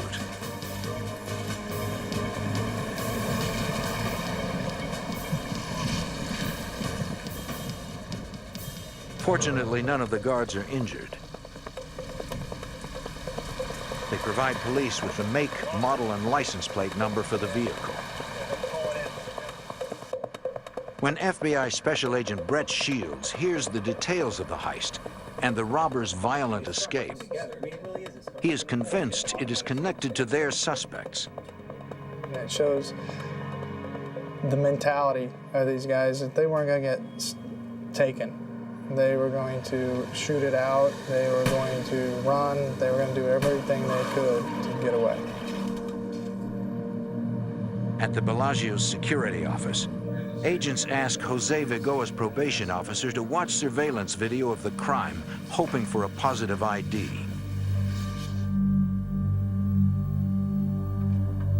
We showed the video, and she said, yeah, that was Jose Vigoa doing that robbery.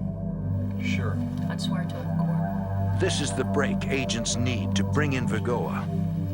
They obtain an arrest warrant, but they worry that this ruthless killer will not be taken down without a fight. In Las Vegas, the FBI has finally identified ex-con Jose Vigoa as the suspected leader of a violent band of robbers who has already killed 2 people.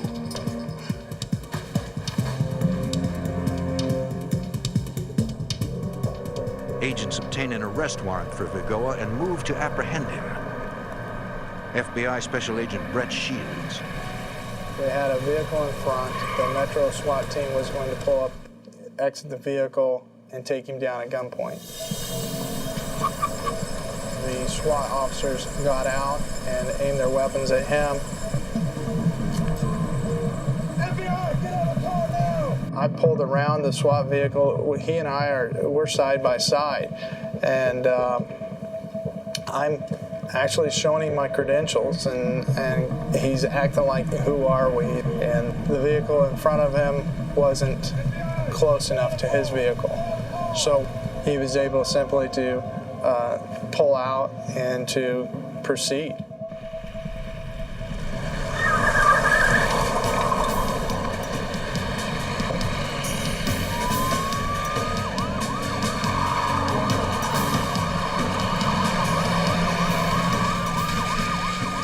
Chase is extremely dangerous, reaching speeds in excess of 100 miles per hour.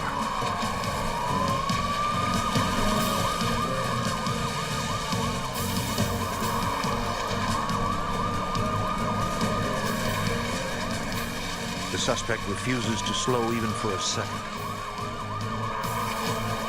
After a few miles, Vigoa loses control of his vehicle and hits a tree. He exits the vehicle and flees. He's gone. He's jumping over fences. He's going. Las Vegas SWAT officers chase after Vigoa while Agent Shields inspects the wrecked vehicle. To his surprise, he finds Vigoa's wife in the passenger seat.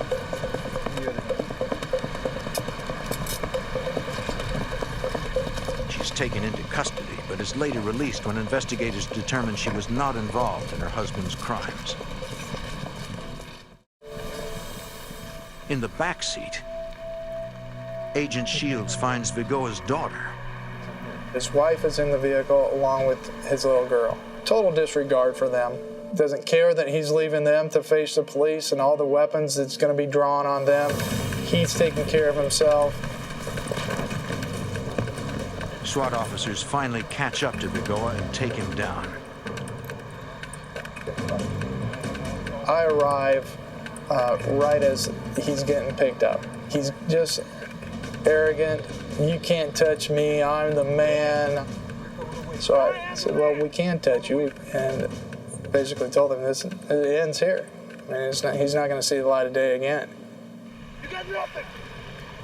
To ensure a conviction, agents need more proof.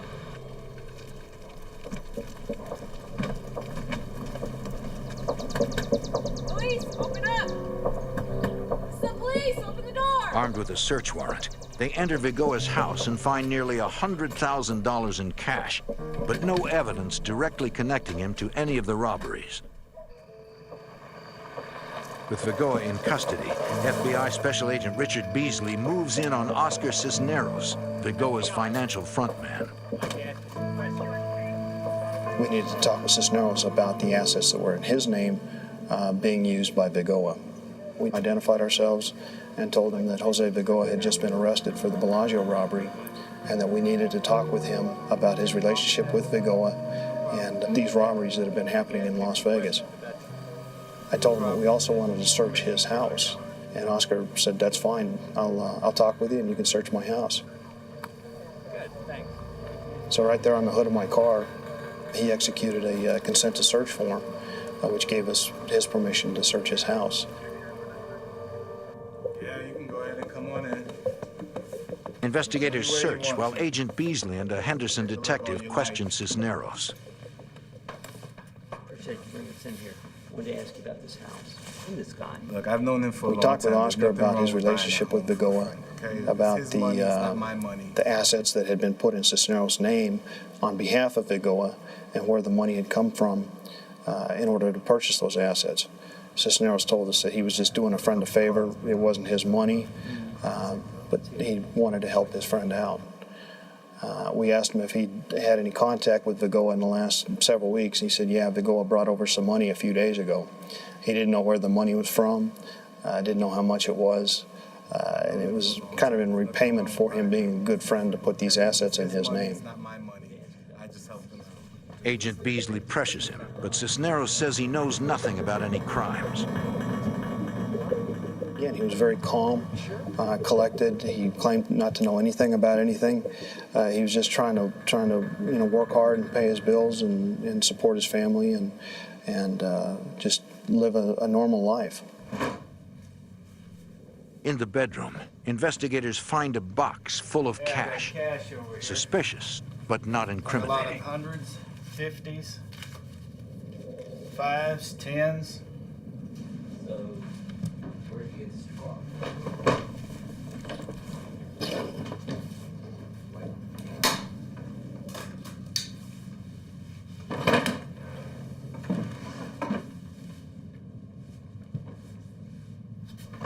After searching for an hour with no results, an investigator on a hunch decides to search for any hidden compartments.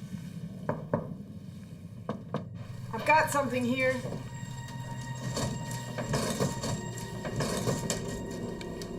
And uncovers a motherlode of evidence. Ammunition, body armor.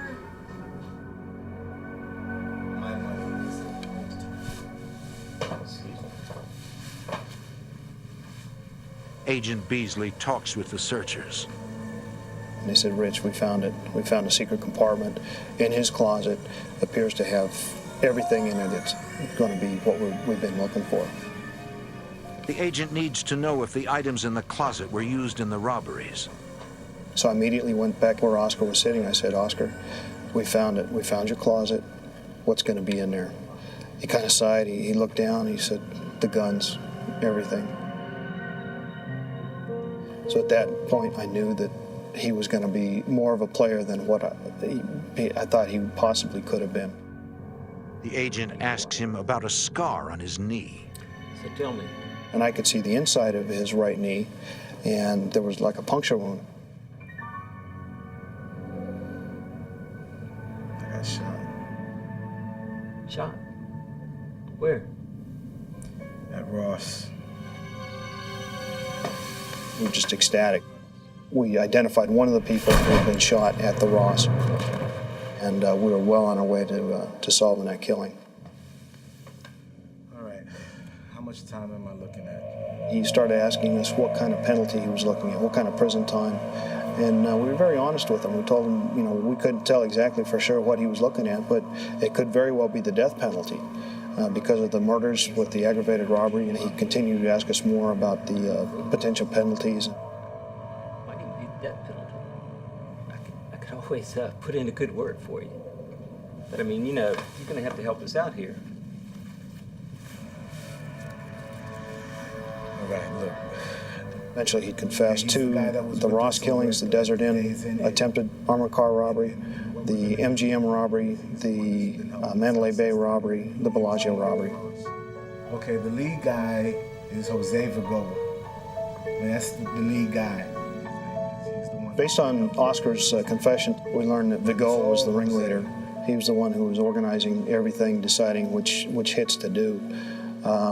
His brother-in-law, Pedro Duarte, had been involved in the robberies until the Desert Inn. After that, they brought in another individual, Luis Suarez, and he had taken part in the Ross killing as well. I think Cisneros eventually confessed to us because he truly had remorse about what had happened, not so much with the robberies, but with the killing of the armored car guards.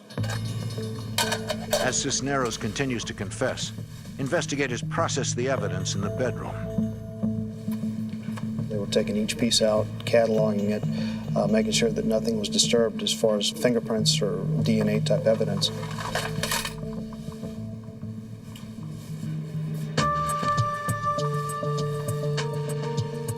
Toward the end of the search, they'd found what appeared to be pipe bombs in there.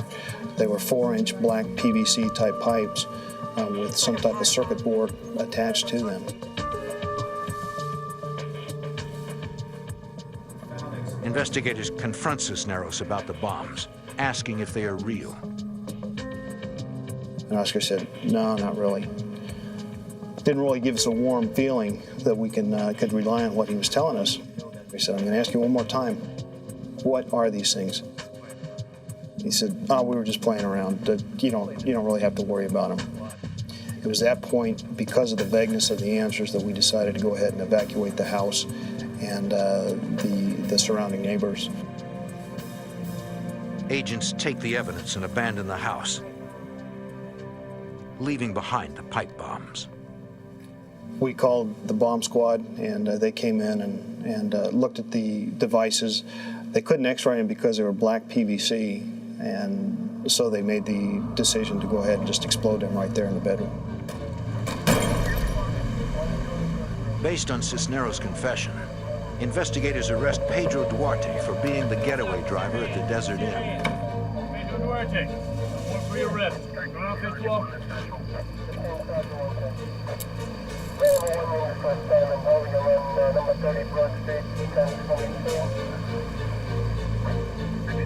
Investigators move to arrest the final robber, Luis Suarez, but he has fled the state.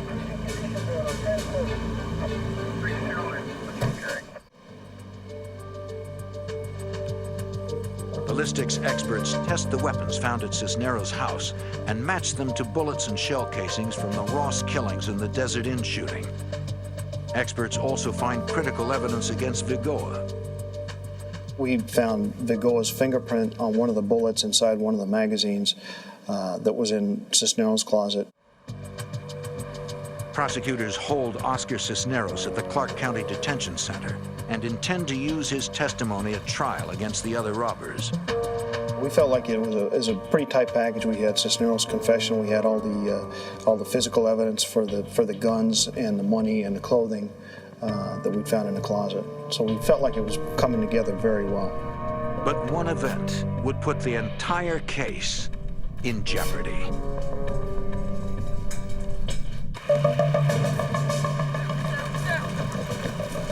In Las Vegas, investigators have arrested 3 men connected to a violent robbery group. The leader, Jose Vigoa, his brother-in-law, Pedro Duarte, and Oscar Cisneros, who confessed everything to federal agents and implicated a 4th man, Luis Suarez, in the robberies. But on October 7th, 2000, The case weakens when Cisneros hangs himself in his cell. FBI Special Agent Richard Beasley. We learned later from the officers who investigated the suicide at the detention center that Vigoa had been sending messages up to Cisneros to do the right thing. I think that Cisneros didn't want to put his family through any more problems, and he just didn't want to deal with it, so he took the easy way out and killed himself. When Cisneros dies, his confession dies with him, since it would be inadmissible in court. The prosecution team turns to forensic science to tie the other robbers to the crime. DNA evidence from the recovered water bottle and ski masks links Vigoa, Duarte, and Suarez to the crimes. The blood evidence recovered belonged to the now deceased Cisneros. While prosecutors prepare for trial, agents track down the remaining gunman, Luis Suarez, who fled Las Vegas and is hiding in Florida.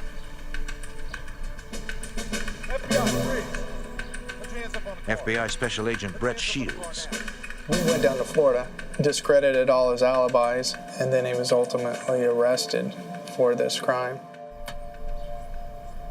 In the fall of 2003, 5 years after their spree of robbery and murder began, Suarez, Duarte, and Vigoa go to trial in Las Vegas.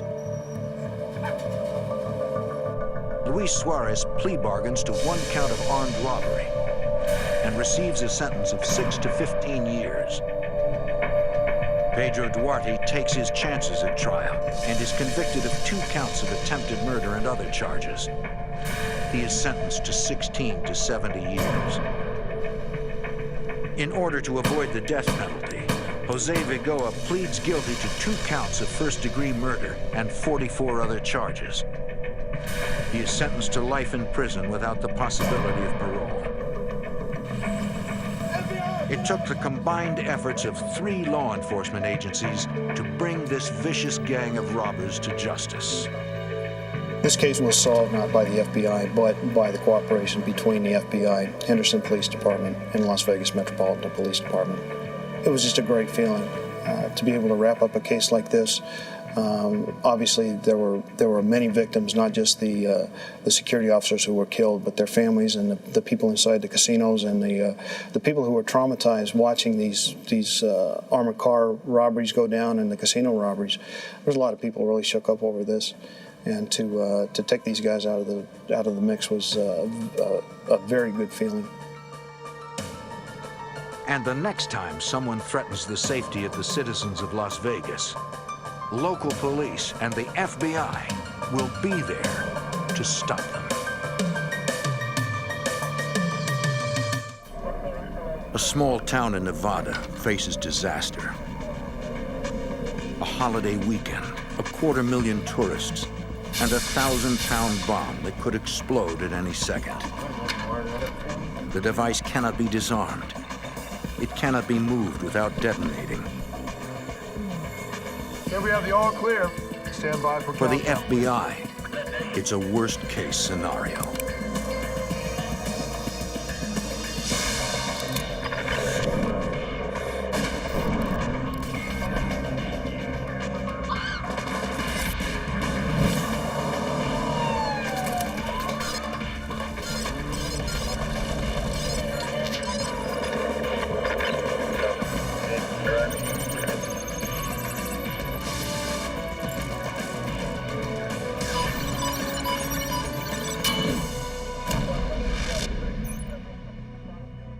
In 1980, the FBI faced the largest explosive device they had ever seen. The bomb was sophisticated, carefully constructed, and designed to destroy an entire building. I'm Jim Kallstrom, former head of the FBI's New York office. Agents and bomb experts responded from all over the country. Their mission, to disarm the deadly device and stop the dangerous extortionists who built it.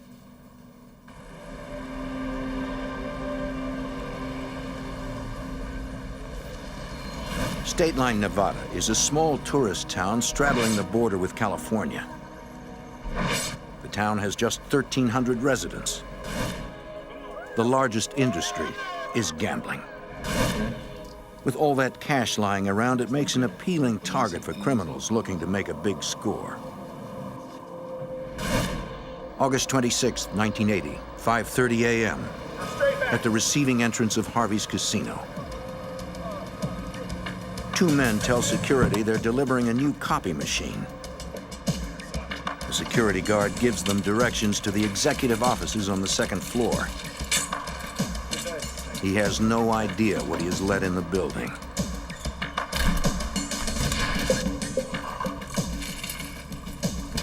This is no copier.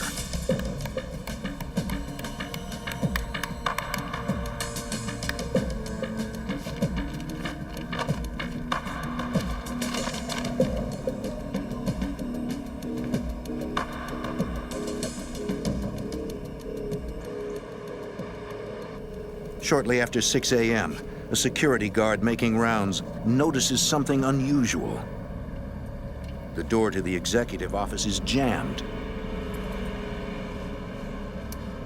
It looks like the lock has been glued shut.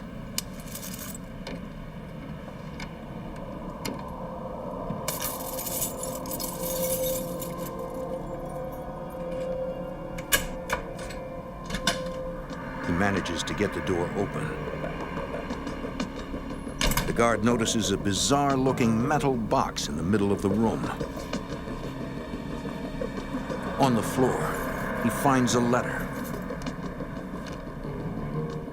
According to the letter, the metal box contains a massive bomb. The guard contacts the Douglas County Sheriff's Department. Captain Ron Perini. It was about 6:30 in the morning, and I received a call from one of my sergeants who told me that they had found a device at Harvey's Casino. Perini calls in the Tahoe Douglas bomb squad.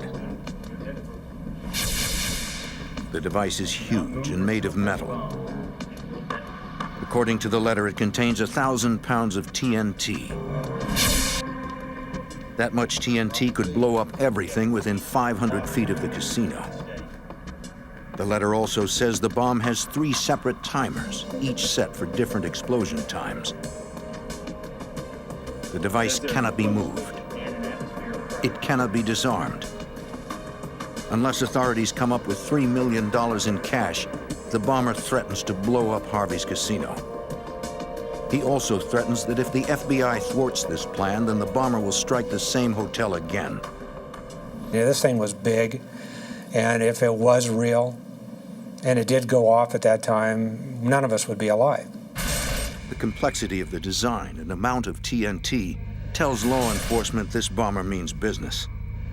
This device could blow up the entire block, and the police don't even know when it is set to go off. The bomber is holding all the cards.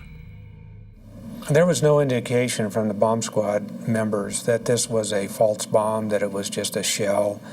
They felt it was very real. So there was a lot of issues going on at one time. How are we going to secure this? How are we going to provide the safety for everyone? The casino is packed with gamblers. The hotel is full of guests. With a bomb that size, police have to get the hundreds of innocent people to safety. Over the next several hours, 600 hotel guests are moved to a nearby high school. And it's scary, to tell you the truth. It's very scary. If this bomb would have gone off in that casino, we would have lost 600 people. As the guests are being evacuated, Captain Perini assesses the situation and determines he needs help. We're a relatively small department. We certainly don't have the expertise as some agencies may have in dealing with extortions and the resources and the money and all the things that go with that to do a proper investigation. So because it was an extortion, we called the FBI immediately. Special Agent Bill Junkie. We typically have extortion attempts at the casino, the state line. We've had those before. We've had plenty of small bombs placed here and there in various casinos. At this time, the FBI was receiving nearly 100 extortion threats a year against casinos, but they were seldom this serious. But I never, in my wildest dreams, envisioned a bomb of this size and this complexity. There are 28 toggle switches on the top box. Each one is numbered. They were all in the same position, in a downward position, except for one toggle switch, which was numbered 23. That was in the up position. We didn't know when we looked at those toggle switches, of course, what they went to, what they were for. Any one of the switches could deactivate the bomb or detonate it. They gave me a letter, which turned out to be an extortion letter. It identified various components of that bomb. And reading that letter, I realized we had a big problem here. The letter indicated to us that there was 1,000 pounds of TNT in this bomb. And judging from the size of the large box, I think it was pretty consistent that 1,000 pounds of TNT could fit into that larger box. 1,000 pounds of TNT has a huge blast radius, enough to destroy more than one casino. That would devastate this small town. We blocked off the casino corridor area on US 50, made sure no vehicles could go through. We told the other casinos to vacate the immediate area near Harvey's, and they did that. They even boarded up some of the windows to make sure that if there was an explosion, that would cause the glass to break and hurt others. As the sheriff's department closes down the streets, the bomb squad works on the device.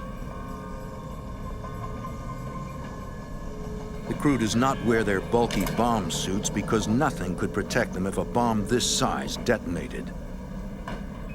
First, they want to know exactly what's inside the metal casing. What kind of bomb is it? How big of an explosion is it going to be? Is it going to affect the businesses across the street? Or how far will it go? Is there chemicals involved? Is there even nuclear stuff? Herb Hawkins is the assistant special agent in charge of the FBI's Las Vegas field office. Well, the device was X-rayed in parts because no X-ray machine was that big. So about a third of the device was X-rayed, then another third, then another third. In all, the bomb squad takes over 200 X-rays. They also photograph the device and dust for fingerprints. Getting paint samples is much riskier, but for the FBI, it could be an important clue to identifying the bomber. Ultimately, we may find a guy who's got that kind of paint in his garage. Investigators also find a small drop of blood on one corner of the device. It is collected as potential evidence. We may be able to find a guy whose blood matches that which was taken off the bomb. That's a good investigative lead for us. The latent fingerprints, paint, and blood samples are sent to the FBI lab in Washington, D.C. In the lab, technicians will analyze the evidence in the hopes it will lead them to the bomber. But for the agents on the scene, the first priority is to disarm this bomb. In the command post, investigators study the X-rays of the device. The bottom 3/4 of this lower box was very high density. The X-rays couldn't penetrate it. That told us, in essence, that it was explosive in there, or some kind of material in there filling that bottom box. We could see wires from the top box going into that material in the bottom box. We presume those were wires from the detonators, from the blasting caps, into that explosive material. Scientists from NEST, the Nuclear Emergency Search Team, analyzed the bottom portion of the bomb to calculate the potential blast radius. They estimated that we were looking at about a 1,500 to 2,500 foot blast area where damage could be somewhat significant. And of course, inside of 800 yards, we're looking at more than severe damage, and of course, total destruction within 200-meter radius. We realized this guy knew what he was doing, that it was going to be an extremely difficult bomb to defeat, if it could be defeated at all. Agents are in an impossible position, but they must find a way to disarm this bomb, and fast, before anyone gets hurt. In State Line, Nevada, extortionists plant a massive bomb in a crowded casino. The bombers demand $3 million, or they will detonate the device. Within hours of the discovery of the bomb, investigators from all over the area arrive in State Line. Sheriffs from Douglas County, police from South Lake Tahoe, as well as El Dorado County. Special Agent Bill Jonke. They started just flooding in because they knew we would have a lot of work to do. We began bringing in FBI agents from surrounding districts almost immediately. As bomb experts work on the device, agents go after the extortionists. We needed every patron in that casino to be interviewed with the chance that maybe they had seen something, a vehicle being involved in the delivery of this bomb, something. Authorities set up toll-free hotlines. Captain Ron Perini and the Douglas County Sheriff's Department work closely with the FBI. We want to know if there's any witnesses, if anybody saw these people bring the device into the casino. What about vehicles, descriptions? The FBI questions the security guard. He tells them about seeing two men delivering a copy machine around 5:30 a.m. They were driving a white van. We knew that we may have a white van involved in this. We knew by then exactly what time that bomb came through the casino. We knew we had two people pushing and pulling that device. Investigators try to locate all the white vans in the Lake Tahoe area. Law enforcement officers were stopping these vans and finding out who the operators were. While agents on the street search for possible suspects, technicians continue to analyze the device. But the news is not good. This bomb is formidable. On that first day after the diagnostic work, the x-rays, the interpretation of that extortion letter, we realized that we weren't going to move that bomb. That we in fact had a viable, functioning, live explosive device. We didn't know what the explosive inside was. We also figured we had explosives in that top box that made any sort of render-safe procedure extremely, extremely difficult. By late afternoon, we decided that we were not going to penetrate this bomb with any equipment that we had or that was developed anywhere in the country. It appears the bomber has won. The FBI must take a new approach. They're going to have to cooperate. That evening, agents meet with Harvey Gross, the owner of Harvey's Casino. We thought we might have a very good opportunity to identify the people involved in this crime through the delivery of the money. So we wanted to comply with the instructions. The bomber wants $3 million delivered to a remote location via helicopter. In exchange, authorities will receive instructions on how to move the bomb and detonate it safely. We told them the problems we were having with this bomb, and we had a window there that was closing as far as getting the money together or deciding what we were going to do. Agents feel that $3 million in cash is the fastest way to find him. The casino owner is skeptical. And he said to us, "What are you going to try and do with this person?" And we said, "We are going to try and catch him." And he said, "Well, if you're going to do that, I'm not giving him $3 million. So he gave us $5,000, which we appropriately marked, and the rest was cut up paper. An FBI pilot will fly the helicopter. Since the bomber has forbidden any radio contact, the pilot will wear a wire. He must land at a designated spot at South Lake Tahoe Airport no later than 11 p.m. At 12:05, he will receive further instructions. He specified that no law enforcement be involved in this operation whatsoever. Well, that was pretty unrealistic. We, of course, had numerous law enforcement people stationed and concealed throughout that airport in an effort to identify anyone that could be seen near that airport that might be linked to this extortion attempt. The pilot lands at South Lake Tahoe Airport at exactly 11 o'clock. In a nearby building, a team of FBI agents and police monitor the pilot's wire. We were waiting for contact from the bomber. And at 12:05, just as he said, the telephone rang in the telephone booth. Okay. The caller instructs the pilot to look under the shelf of the phone booth.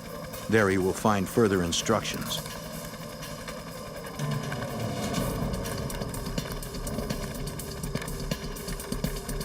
Follow Highway 50 to the west, the right-hand side, and a straight line. He read that note aloud as he stood there outside the phone booth.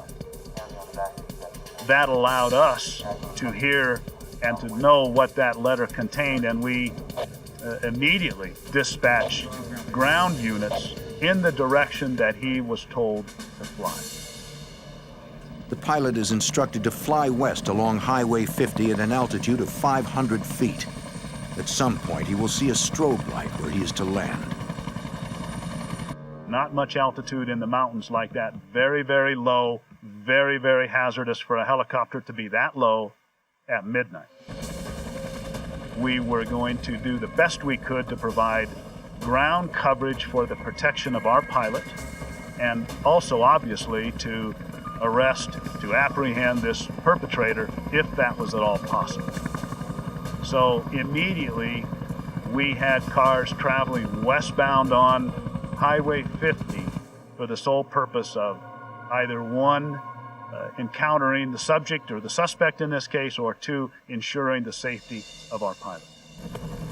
A SWAT team flying 1,000 feet above the FBI helicopter will provide added security. The thing that always makes you more apprehensive is the unknown. We didn't know who you were dealing with. We didn't know if we had 10 people, one person, 2 dozen that were going to meet that airplane. The FBI pilot flies west, following Route 50. He maintains an altitude of exactly 500 feet as he searches for the strobe light. There is nothing but darkness below. It seems the bomber is playing some sort of deadly game, and the FBI is at his mercy. State Line, Nevada, 1980. An FBI helicopter searches a 15-mile stretch of Highway 50 for a signal from below. The extortionist who planted a massive bomb in a local casino has demanded $3 million. Agents know that appearing to comply is their best hope for arresting the bomb maker. The pilot flies through the mountains in the dark at an altitude of only 500 feet. He sees no signal from below. Assistant Special Agent in charge Herb Hawkins controls the search operation from the ground. He came back, he flew it again. And he flew it again. We kept sending him back down the route. Then after he got through with his 15 miles, we put him at 250, 300 feet, which he was scared to death. This was an experienced Marine helicopter pilot who joined the FBI.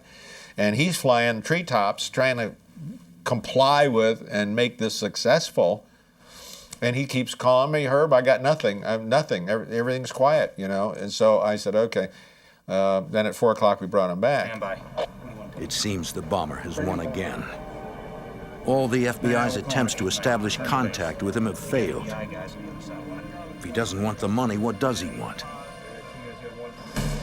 Agents turn to their only other lead, the airport telephone booth where the bomber left instructions for the pilot. Special Agent Bill Jonke. We, of course, examined that telephone booth for latent fingerprints, and we interviewed a few people, but we basically came up with nothing. Nobody had seen anything at that airport that was suspicious in nature. So that was a dead end. We had not established contact with the extortionist. And that was of grave concern to us because we needed more communication. The next morning, the FBI asks Governor Robert List of Nevada to hold a press conference. He needs to convince the bomber to reestablish contact. This request is made due to a failure of enlightenment and a confusion in following the previous directions. The hotel is prepared to comply and is standing by as before. We had basically silence on Wednesday. I think that the people were too cautious to make another contact. For the Tahoe Douglas bomb squad, it's a potentially deadly dilemma. How can they move the bomb without knowing what's inside? It was very heavy. It was made of steel, and it was loaded with up to 1,000 pounds of explosive. We couldn't just pick it up and carry it out of there. We realized to even move it, even if we had a safe way to move it, would require 3 to 4 people. That's way too many to have anywhere near a device that could explode. Even if they can move the device to the parking lot, then what? We, in essence, have a giant hand grenade here. If it exploded, it would send steel shrapnel all over the place. We really couldn't afford to have it outside. Agents and bomb experts do not know if the massive bomb is set on a timer, if the extortionist can set the bomb off remotely, or exactly how volatile the explosive material inside is. They have some hard decisions to make. One member of the team makes a radical suggestion. Our experts told us, and we all agreed, that if we could explosively separate this top box, knock it off the bottom box at a very, very fast speed with explosives, we could defeat the electrical current from the battery that was being generated and maybe avoid a detonation of the main charge. The plan is to use 6 pounds of plastic explosives to destroy the top box, in essence, the bomb's brain. If they could sever that pulse from actually going down to the dynamite, it may not go off. Everything depends on whether or not the top box is also rigged with explosives. If the top box contained dynamite, then our explosive separation would fail because, in essence, the bomb would, what we call, sympathetically detonate. In other words, the explosion from our attempt to remove the top box would detonate all the explosives in the bomb. It's a risky procedure. The entire casino could be destroyed. They need permission from hotel owner Harvey Gross. And what he did say was, as long as nobody gets hurt, we can't keep doing what we're doing. We're going on for hours and hours and hours, and nobody can come up with a solution other than that, then that's okay. There was tears in his eyes, and he basically was giving us a directive that you take care of everyone here. Make sure nobody's harmed. I don't want anybody hurt. If the device does go off and it destroys a casino, we can rebuild it. The bomb squad sets up a linear-shaped charge, positioning the explosives to destroy the top box. Wires were run from the explosive charge to a window outside and eventually to a firing point out in the parking lot. There is no way to know whether the shaped charge will successfully disable the bomb or detonate it. We hoped that we would separate that top box and that there were, in fact, no explosives in there and we'd have no detonation. But we were fully prepared, and I have to say we expected detonation of up to 1,000 pounds of TNT, as the letter had indicated. So we were prepared for that when we fired that shape charge.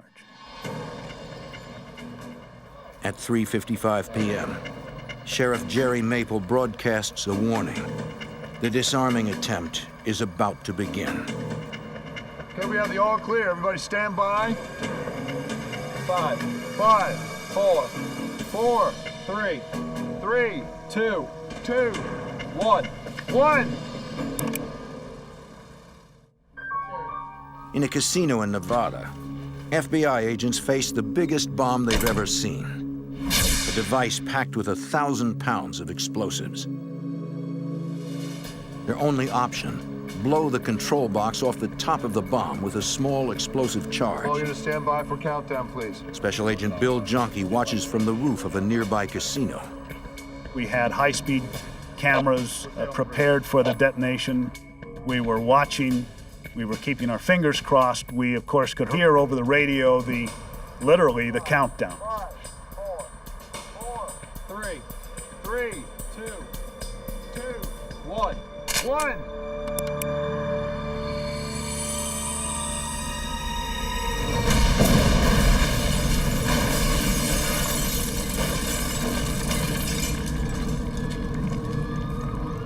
plan has failed.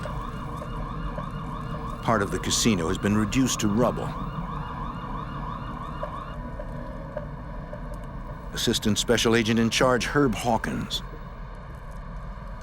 We had a major mess on our hands. We had a hotel that had been blown downward 2 stories, blown upward 2 stories. Numerous pieces of device, rebar, concrete, chips, wall, desks, furniture, all mashed up, and in some of it in the hotel, down in the hole. Some of it up on the 2nd and 3rd floor, and a bunch of it out in the parking lot. All of us probably had the same thought. We were thankful that we had not a single person with as much as a scratch. Nobody was hurt. We felt relief that the bomb, in essence, was gone. There was not a danger from that bomb anymore. Having to go back up on it for a day or 2 was getting stressful for everybody. So we felt a relief when that thing went off. If you destroy or damage a building, that can be rebuilt. But loss of human life or casualties is something that can never be healed. Myself and a few of the bomb technicians went into that building right away, right after detonation. However, it was pretty dangerous. Rubble is everywhere, and the FBI is concerned the rest of the building might collapse. Once it is secured, agents go back into the casino to search for clues. We commenced a very thorough crime scene investigation, as you would have to do in a bombing case, as your crime scene is really the key to helping you solve the puzzle. But in this devastation, finding those clues will not be easy. When a bomb goes off, the components just don't evaporate. They become much smaller and obviously disfigured, but they're there. They're there in the rubble. They're there in the crater at the bottom. They're there. Our job is to find them and identify them as components of the bomb. Authorities estimate it could take nearly 6 weeks to process the crime scene. The FBI can't afford to give the bomber that much time to cover his tracks. Within days of the explosion, the state-line casinos offer a $250,000 reward for the arrest and conviction of the extortionists. We hit every news media outlet with that information in hopes of somebody calling. We generated and started a hotline, a 1-800 hotline, so that anybody in the country could call us toll-free and provide information for this reward. The offer of a large reward brings thousands of leads, but no solid information. Several days went by, I'd say 7, 8, 9, 10 days, and we got leads from this offer, but we didn't get what we considered to be viable leads from this. The group that was responsible for building and placing this bomb was probably very close-knit, maybe even a family, because we weren't getting any information.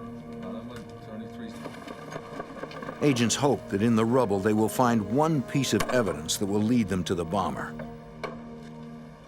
At the end of the 40 days, we'd recovered approximately 108 pounds of a bomb that we felt probably weighed around 800 pounds. So we recovered about 1/8 of it. The items that we recovered primarily were heavy steel items that survived the blast. As each piece of the bomb is recovered, it is shipped to the FBI laboratory in Washington, D.C. This is the first opportunity the agents have to really study the bomb. We were able to determine the type of switches that were used, the mercury switches, the type of explosive, pieces of cardboard box, things that would point where and how the device was constructed. Laboratory analysis tells agents a lot about the bomb and something about the bomber. One of the early things that we did was have the metallurgists look at the bomb components we were recovering and determine the stresses on those pieces of metal from a metallurgical point of view to tell us what forces were exerted against them in the blast. And by doing that, we could put a family of explosives into this. And while the threat letter said it was TNT, we're not about to take that on face value. We want to know that the damage was consistent with an explosive like TNT, which it was not. So right away we know something about the bomber. He didn't tell the truth in the letter. He was trying to tell us something that would get your attention. The bomber used dynamite instead of TNT.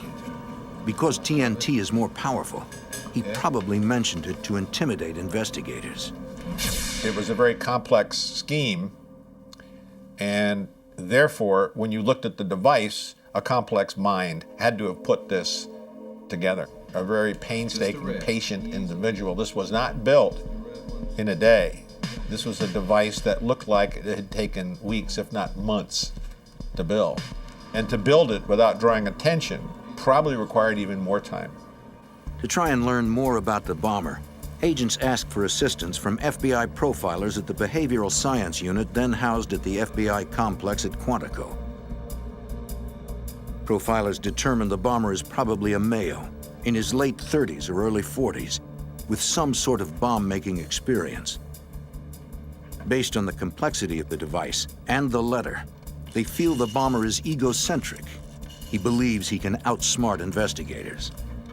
And the bombing profile is extremely difficult. It's not like a murder where the guy leaves certain fingerprints at the scene. Bombing is a lot more complex.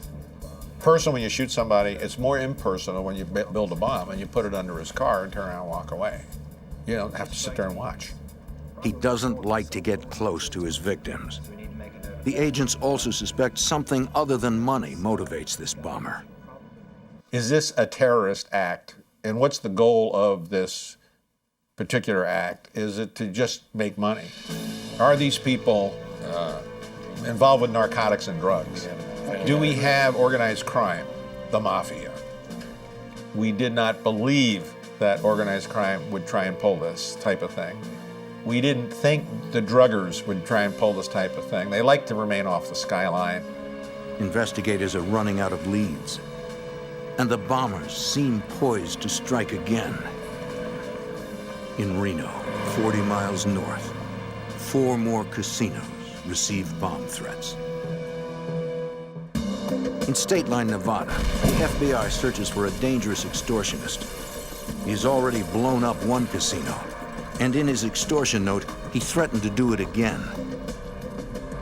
The FBI fears the bomber is simply toying with them. In Reno, 40 miles north, 4 more casinos received bomb threats. Investigators search the casinos, but no bombs are found. Further investigation reveals these threats aren't connected to the Harvey's bombing. Agents again appeal to the public for help. They distribute descriptions of the suspects based on the security guards' recollections. Assistant Special Agent in Charge Herb Hawkins. We were bombarded with thousands upon thousands of phone calls. In early September, agents receive an intriguing tip. 3 former employees of a jet aircraft plant moved to Reno just before the casino bombing. According to the FBI lab in Washington, some of the electronic components used in the bomb resemble aircraft parts. Aircraft engineers could have the technical savvy to put together a device like this. Special Agent Bill Junkie. They fit our profile, if you will, of being a group. They had access, they had experience in explosive work. They looked pretty darn good. And we spent a lot of investigative man-hours looking into these people and covering the leads from this group that extended nationwide. We focused on this group with a lot of our resources for 2 to 3 weeks before we were finally able to eliminate them as suspects. It's one of many dead ends, and the bomber has gone strangely silent. Desperate for leads, investigators review every phone tip they have received since the bombing. Assistant Special Agent in Charge Herb Hawkins wades through thousands of memos. On October 1st, a small tip catches his eye. A motel owner saw a white van leaving her motel in South Lake Tahoe an hour before the bomb was delivered. From witness statements, the FBI knows that the bomb was delivered in a white van. Hawkins thinks it's too close to be a coincidence. When I picked that memo up, first it came in on the 800 line and no one had looked at it. It's now a month old. And a suspicious vehicle leaving at 4:30 in the morning in a van needs to be covered. Agents interview the motel owner who called in the tip. On August 26th at 4 a.m., she heard strange noises in the parking lot of the motel.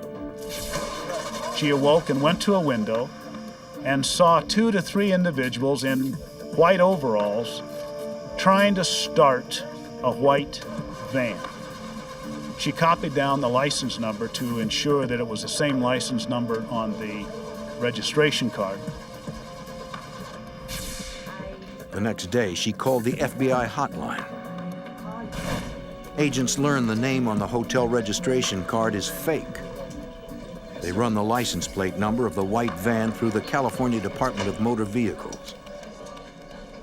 The information that came back from the DMV check on that license plate was that the vehicle was registered to a Mr. John Burgess, who was a resident of Clovis, California, which is right down by Fresno. Immediately, agents in the Fresno office went to pay a visit to Mr. Burgess and see why that van of his was up at Lake Tahoe and was being occupied by 3 people who appeared to be suspicious. Burgess tells agents he doesn't know what they're talking about. He owns a white van, but his son usually drives it. We were unable to gather very much information from Mr. Burgess other than the fact that his son had the vehicle and that his son might be involved in growing marijuana.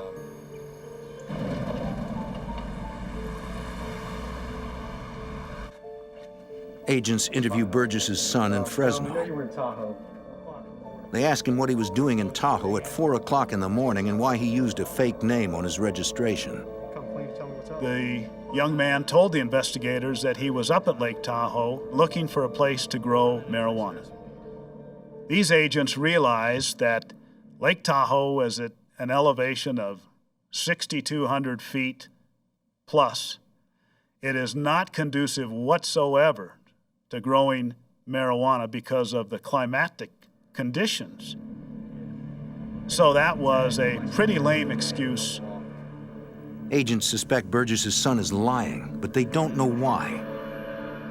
They don't think he's the bomber. At 18, they feel he's too young to construct a bomb this complex. Agents move on, searching for more viable leads. The investigation into this bombing wore on and on and on. We interviewed well over 400 people, suspects in this bombing, throughout the country. The bomb caused $3 million in damage. The people behind this must be stopped before they build another bomb. But agents are running out of leads. They have not heard from the bomber in months. By November, all but 16 agents are called home. The investigation is stalling. The FBI tries a new approach. In the early part of 1981, we decided that we needed to up the ante for the reward. The reward was then increased to $500,000, from $250,000 to $500,000. If a tight-knit group is responsible for the casino bombing, the FBI is betting that $500,000 in cash should be enough money to tear it apart. We got our $500,000, and we got the news media, asked them to put this out. We had a small news conference, and it was prolific. The FBI's gamble pays off. And it wasn't but a very short time, maybe a few days, that our phone call came in. A young man called the Fresno office of the FBI and told them that we had been close, but we weren't on the right guy.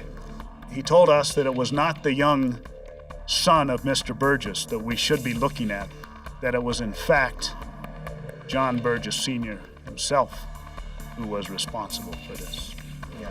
The tip makes sense. Although John Burgess didn't appear to be a likely suspect, agents have never resolved why his son was in the Tahoe area when the bomb was delivered. Within days, the entire investigation is moved from State Line, Nevada to Fresno, California. There was already a resident agency there, but we established another office there, and we brought in another 30, 40 agents to Fresno to begin our focus on John Burgess.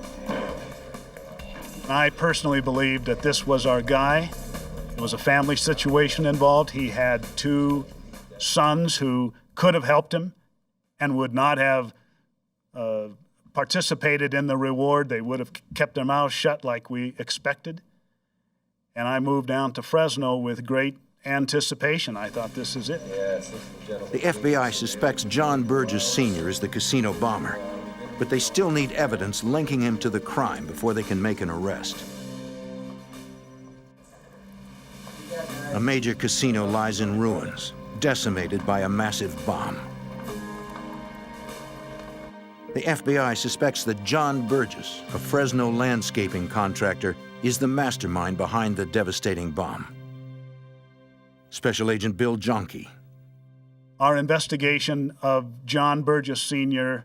included everything we can think of. We talked and interviewed his relatives, his friends. We surveilled him day and night.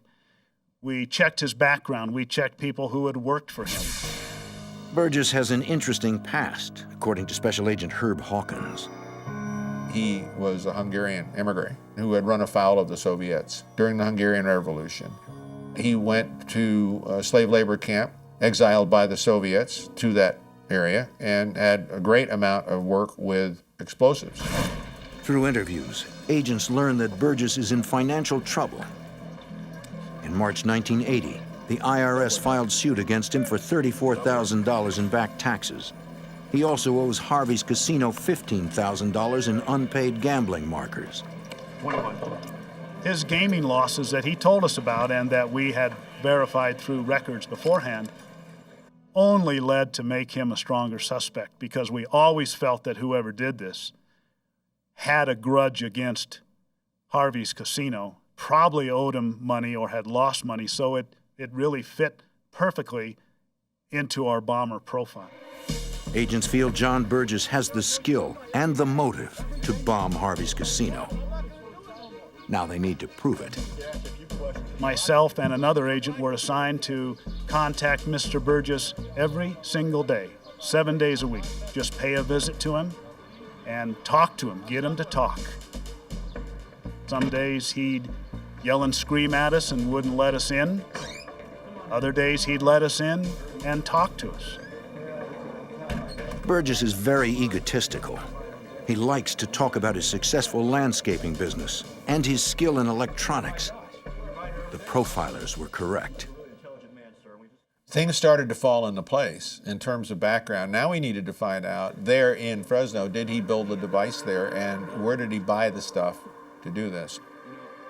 You have bombing, one of the first things you do is you start looking around for thefts. Where could this stuff have come from? They could make it themselves, they could import it, they could steal it, they could buy it. You go to the ATF and pull all the theft reports. Agents learned that 1,000 pounds of dynamite was stolen from a construction site near Burgess's home prior to the casino bombing. So the puzzle started to come together, and it was time that we got people to start talking to us from inside the family. Agents interview a member of Burgess's extended family who owns a large turkey farm near Fresno. They're particularly interested in the switches on a feeding mechanism Burgess constructed for the farm. It was identical to the construction of the bomb. It was the same type of plastic material that he used, the same kind of soldering that he used. Agents turn up the pressure on Burgess's sons and finally persuade them to talk. Both kids in general told us the same story, that initially their father had asked them to participate in this extortion attempt. Both kids were not anxious to do it. They didn't want to do it, but they had loyalty to their father. And they, at times, provided some labor. Burgess's son admits he did not grow marijuana. He made up the story to protect his father. The FBI learns that 2 employees in Burgess's landscaping business were the men who delivered the bomb to Harvey's casino. Burgess's sons say their father's girlfriend helped write the extortion letter. And they lead authorities to the place where their father hid the remainder of the stolen dynamite. They also provided us with information about an additional explosives theft that occurred at basically the same site. And they told us where this explosive was buried. 600 pounds worth of dynamite was buried in a dry creek bed outside of Fresno. Mr. Burgess had told the boys he planned to build another bomb and put it somewhere else.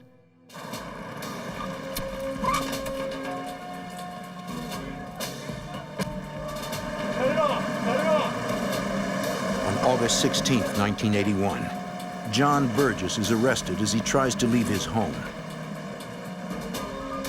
Burgess and his co-conspirators are charged with commercial extortion and conspiracy. Burgess's sons plead guilty to conspiracy and are sentenced to probation. On April 15, 1985, John Burgess is convicted and sentenced to life without the possibility of parole. The FBI lost a building, but the operation was a success. No one lost their lives, and the FBI captured the bomber before he could strike again. So we learned a lot about processing large building bombing. What you have to do first, second, and third, where the pitfalls are, where the dangers are. Now, unfortunately, since then, all around the globe, we've had opportunities to practice the lessons and refine the lessons that we learned there.